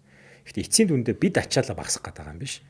Эрүүл иргэдтэй байхын төлөө бид нар чадлаараа л хичээдэг байгаа байхгүй. Эзэн хичээгээд дээр заяа хичээхгүй бол ямар ч үр дүнгуудтэй адилхан. Эзэн заавал эмчнэрээ эзэн гэлждэг уучлаарай. Иргэд маань өөрсдөө хичээхгүй бол эмч бид 1000 сайн байгаад 1000 сайн эмчилгээтэй байгаад ямар ч үр дүнд хүрэхгүй. Энийг бол хаа газар ойлгох хэрэгтэй. Өөрөөр хэлбэл талаасаа уулзж бай тгий дундаа уулзахгүй бол аль нэг тал нь хоцроод байвал болохгүй л гэсэн үг байхгүй. Тэр утгаараа бид нар аль болох энэ чихрийн шижинтэй холбоотой хүндрэлийг тань сурталчлуулах зорилгоор 2004 онд диабетийн сургагч багш гэдэг хөтөлбөрийг Монгол улсад анх удаа Дэлхийн эрүүл мэндийн байгууллагын цэцтэй хөтөл оруулж ирсэн. Одоо энэ маань бүр сургалт болоод төгслийн дараа сургалт болоод жил болгон бид нар диабетийн сургагч багшаар хүмүүс бэлдэж байна. Харамсалтай нь эргээл дахиад манай диабетийн сургагч багш оронтой байхгүй гэдэг нөгөө бэлдсэн мэргэжилтүүдийг бид ашиглаж чадахгүй болчиход байгаа юм. Тэгэхээр энэ чинь нөгөө тогтолцоогоо бид нар дахиад харах. тийм хэвшмэл байдалд байж болохгүй. Байгууллагын удирдлага бас энэ дэр их даштайгаар хандаад манай диабетийн сурагч байх ёстой, байхгүй байлгыг гээд үүсгээд ингээд юм зөрөгтэй хийдэг удирдлагын тогтолцоо. Энийг нь дэмждэг хамт олон дэмжиж өгдөг нийгэмлэг байгаль байх ёстой гэж би хараад. Өнөөдөр бид нэр чихний шижингийн сурагч буюу диабетийн сурагч багшийг бэлдээд одоо 22 жил 2004 оноос анх хөтөлбөр эхэлсэн. 2000 дөнгөж төгсөөд би энэ төсөл дээр нь ажиллаад 2005 он анхны сургалтаа хийж исэн. Тэрнээс хойш одоо 21 жил болчиход байхад бид нар эмнэлэг болгон сурагч багштай болж чадсан үг бас үгүй л шүү дээ. Сурагч багштай эмнэлгүүд бол бий. Тэдгээр эмнэлгүүд үнэхээр сайн байдаг. Яг тэгвэл эмчин зөвлөгөөхөөс илүүтэй диабетийн сурагч багш нь нөгөө хоолны, нөгөө хөдөлгөөний, нөгөө хяналтын зөвлөгөө гэж бүр цогц сургалтын гормоор хийгээд өгч байгаа байхгүй. Гэтэл тим юм байхгүй газрууд чинь хяналт муу байхаас өөр аргагүй. Тэгэхээр бид их хичээж байгаа. Иргэд та бүхэн маань бас сайн хичээгээрэй. Тэгээд аль талаас хичээх юм бол энэ айхтар өвчнийг бид хүндрүүлэхгүйгээр дарах бүрэн боломж бол бидэнд байгаа. Тийм жишээ, сайн жишээнүүд ч бидэнд байгаа. За тэгэхээр бид хоёрын ерөнхийдөө өнөөдөр ярилцах сэдвийн одоо цаг хугацаа ер нь бас одоо өндөрлөж जैन. Тэгээд ямар ч сан багштай бид хоёр цаг хугацаагаа бас нэлээд хэдэн сар өмнө ярьжсэн. Тэгээд багш ер нь бас их завгүй. Тэгээд бас одоо яг энэ ангаах ухааны салбарын одоо маш олон шавьуд бэлдэж байгаа. Багшийг ерөөдөө танихгүй ангаах шинжилгээ ухааны үндэсний сургуулийн одоо оюутан одоо залуу эмчнэр бараг байхгүй хаа. Тэгээд багшийг би бүр зорж байгаа одоо оруулна гэж бид хоёр ярилцж байгаа. Өнөөдөр багшийн бас үнэтэй цагийг бид хоёр хомслаад ингээд сууж ин. Тэгээд дотоод хүрлийн эмчнэр ч гэсэн аюу гой сэтгэлээсээ үнэтэй харьцдаг. Дээрээс нь хүн зөвлөгөө өгч игээд өнөөдөр багш ажиллаад хараад ингээд цаг хугацаагаа бид бүхэн зарцуулаад ингээд сууж ин. Тэгээд багшд бол маш их таалархаж байна. Тэгээд бас маш их сэтгэлтэй тийм эмчнэрийг олон таас төрүүлж байгаа учраас тэрийг харсан учраас бас яг зөв хүн өнөөдөр би бас урьлаа гэж харж байна. Тэгээ өнөөдөр зөвхөн хоёлаа эрүүл мэндийн чиглэлээ яриад зогсохгүй бас ангаахын залуу эмчнэр маань энэ подкастыг үзэж байгаа бол бас энэ салбарын хувьд яг ямар асуудлууд бас тулгараад байгаа талаар ойлголтыг бол бас яг бас багшийн удирдлага одоо хийж байгаа хүний хувьд бол их гоё ойлголтуудыг өгж байна. Тэгээ удирдлагын хэмжээний ч юм уу одоо тэр яамны одоо төвшөнд байгаа хүмүүс чинь энэ зүйлүүдийг сонсоод авах юм бол бас та бүхний ажилд бас хөнгөвчлөх хэмжээний бас маш гоё санаануудыг өглөө. Тэгээд өнөөдөр чихрийн шижин гэдэг өвчлөлийн талаар бид бүхэн өнөөдөр ярьж байна. Энэ өвчний талаарх ойлголтыг багшийн би хичээлийг сонсч байсан болохоос өнөөдөр ингээм хамт зэрэгцэж суугаад хоёулаа ингээ ярилцах хэмжээний бас завшаан тохиолдож байгаа хувьд бол маш их таалархаж байна. Тэгээ манай дагагч нар ч гэсэн өнөөдөр маш чухал дугаарыг та бүхэн мэдэж авлаа. Тэгээ өнөөдрийн дугаарт бол ангаах ухааны доктор, дэд профессор, доторын тэргүүлэгч зэрэгтэй дотоод шүүрлийн эмч Баясгалан одоо багш маань оролцлоо. Тэгээ таны цаашдаа ажилд өндрөөс амжилтыг хүсье. За маш их баярлалаа. Иргэд олон нийтэд зориулаад тийм эрүүл мэндийн цуврал подкаст хийж байгаа танаа хамт олонд бас талархлаа илэрхийлье. Ялч байхгүй одоо түнэр харанхуйд нэг ч гэсэн лаа бай гэдэг шиг энэ их одоо ороо бусгаа замраагүйд ийм эрүүл мэндийн чиглэлээр мэрэгсэн улсуудыг авчираад яриа өгүүлээд байгаа та бүхний өгсөн хөдөлмөрийг хүндэтгэн харыг үзэж байгаа. Талархаж байна. Ийм завшаан олгосон явдалд болгүй нэ талархаж байна. Дараагийн удаа та бүхэн бас зүгээр хэлэхэд Facebook дээр ч юм уу ямар нэг тийм олон нийтийн сүлжээн дээр пол ч юм уу санал асуулга аваад яг асуухыг хүсэж байгаа асуултууд гэдэг юм аваад ирэх юм бол та бүхэн тэр жагсаалтаа авчираад ирэх юм бол би 2 дахь 3 дахь дугаарчмаас ороод ингээд явах боломжтой шүү гэдгээ урьдчилаад бас хэлье. Яг гэвэл эрүүл мэндийн төлөө олон нийтийн одоо эрүүл мэндийн төлөө тодорхой цаг гарах үүрэгтэй эмч хүн гэдэг утгаараа тэр ч утгаараа би аль болох зав гаргаад та бүдийн бас дараагийн дугаард ороход бэлэн байгаа шүү гэдгийг танаа даагчдын өмнө бас амлачаа гэдгийг хэлье. За тэгээд багш бол сая амлалаа. Тэгээд та бүхэн бас гэрч болж байгаа. Би дараа бас багшаа ахаад өрөөд бас өөр ахаад дотоод чиглэлтэй холбоотой та бүхэн яг асуухыг хүсэж байгаа асуултуудыг бол та бүхэн бас яг энэ YouTube сувг дээрээ доотлолт нь бас бичээд өгөөрэй. Тэгээд мэдээж бас багштай уулзаад үзүүлгийг хүсэж байгаа хүмүүс бас байж магадгүй. Та хаана одоо илүүхээр үзлэг хийж гин ер нь танд зориод нэг хүн үзүүлчих юмсан гэж бодож байгаа хүн байвал яг ингээд манай подкастт орсон хүмүүстэй тийм одоо асуултуудыг их асуудгийг. Тэгэхээр яг энэнгээр дамжуулаад та бас хэлээд өгчүүл зүгээр. Яг иймэрхүү асуудал дээр бол би хэлдэг. Манай дотоод шүүрлийн эмчнэр бол бүгд адилхан үзнэ. Их сургуулийн эмнэлэгт үзүүлэх гэж бол Монгол Япон эмнэлэг дээр манай дотоод шүүрлийн техникийн дотоод шүүрлийн тасгийнхын үзлэг хийж байгаа. Яг миний хувьд бол үндсэн ажил маань Анагаахын шинжилгээ ухааны үндэсний их сургуулийн хөтөлбөрийн төлөвлөлт хөгжлийн албаны дарга гэдэг илүүдээ сургалтын хөтөлбөрлөг анхаарсан юм ажлыг хийдэг. Гэхдээ миний мэрэгжил бол дарга биш. Даашаа би багш мэрэгжилтэн биш. Миний мэрэгжил бол эмч. Тэр утгаараа би эмчийн мэрэгжлээсээ солдохгүй шүү гэж удирдлагуудаа саналаа хэлээд одоо эдгээр захиргааны ажил дээр байгаа ч гэсэн 7 хоногт нэг удаа анагаахын шинжилгээ ухааны үндэсний их сургуулийн төв эмнэлэг гэдэг дээр би үзлэг хийдэг. Лав гариг бүрийн өвдөөс өмнө буюу 8:30-аас 12:30 хооронд хуучнаар их нэлхас гэж хүмүүс их нэлхас гэж яриул хүмүүс мэдээд байдаг. Их нэлхасийн үндэсний төв буюу одоогийн хүүхдийн эрүүл мэндийн үндэсний төвийн баруун хойно байдаг. Анагаахын шинжилгээ ухааны үндэсний их сургуулийн төв эмнэлгийн амбулаторид лав гариг бүр 8:30-аас 12:30 хооронд би үзлэгтэй байдаг. Тэгэхээр иргэд зөвхөн одоо юу гэдгийг нэр цохоод над дээр үзүүлнэ гэвэл би тэнд байж болно. Агтаа би тех шаардлагагүй гэдгийг бас дахиад хэлье. Манай дотоод шүүрлийн эмч нар бол ялангуяа манай залуучууд бол бараг зарим надаас ч илүү одоо юм уушдаг, одоо сэтгэдэг, одоо юу гэдгийг эрэл хийлдэг юм залуу сайн залуучууд байгаа учраас тэдэнд бас хандаж болно шүү. Мэдээж хуваарлтын шок гэдэг шиг энэ сайн залуучууд ажиллах боломж нь бас зарим газар хумигдaltaй байгаа. Гэхдээ байгаа. Хэрэг одоо юу гэдгийг их сургуулийн эмнэлэгт үзүүлнэ гэвэл Монгол Япон эмнэлэг дээр манай дотоод шүүрлийн тэнхэн тасаг яг бичлэн ажилладаг учраас ажлын 5 өдөр тэнд бүтэн үзлэгтэй байдаг. Тэгэхээр бас тийш очиж болно гэдэг л. За мэдээж гол нэгжүүд болох дүүргийн нэгдсэн эмнэлгүүд улсын лавлгаа шатлын эмнэлэг дэх дотоод шүүрлийн эмчнэрийг би муу гэж юусоо хэлэхгүй. Тэд нар бол зарим талаасаа биднээс ч илүү сайн. Тийм болохоор тэдгээр эмчнэрт бас хандж байгаа ч яг л. Яг хоо их сургуулийн нэг давуу тал нь бид нар цагт бас нэг баригдаад байдгүй л дээ. Дүүргийн эмчнэр маань яаж ч цагт баригддаг. Нөгөө 15 минутанд баригдаал явахгүй бол хил хамгаалалт 11 руу гомлгарчдаг. Тэгэхээр нөгөө эмчийн цалин хасагдах гад байдаг. Тэгэхээр одоошэл би ашуусын төв эмнэлэг дээр үзлэг хийхдээ би удирдлагатай хийсэн байхгүй эмнэлгийн удирдлагатай. За би 15 минутаар хязгаарлахгүй шүү. Шаардлага гарвал би хүнийг нэг цаг ч гэсэн үзнэ. Үзлэг зөвлөгөө өгнө. Өөрөөр хэлбэл тэр хүний асуудлыг бүрэн шийдэж байж би гаргана.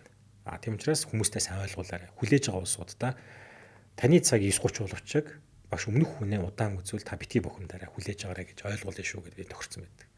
Тэгэхээр энэ ч юу хэлээд байна вэ гэхээр хүндээ зөвлөгөө өгөхийн тулд эмч ганцаараа аваад үнэхээр дийлдэхгүй байхгүй. Тэгэхээр нэг өмнө яриад байсан диабетийн сургагч багш тийм ээ мэрэгсэн эмчийн баг зайшгүй байх хэрэгтэй.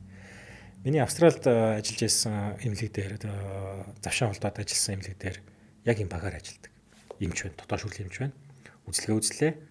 Гарангууд нь сувилагч нь дагуулад шаардлагатай эм тариануудын та ийм эмчилгээ бичсэн байх шүү эмч таны нэг ингэж хэрэглэн шүү гэдэг эм талаас нь зөвлөждөг. Гарангууд нь сурагч багш нь дагуулж ороод таны амьдралын хэв маяг ийм байна. Та ийм хэрэглэн шүү. Та ингэж дадлага хийн шүү. Ингэж хяналтаа хийн шүү. Даралтаа ингэж хянана шүү.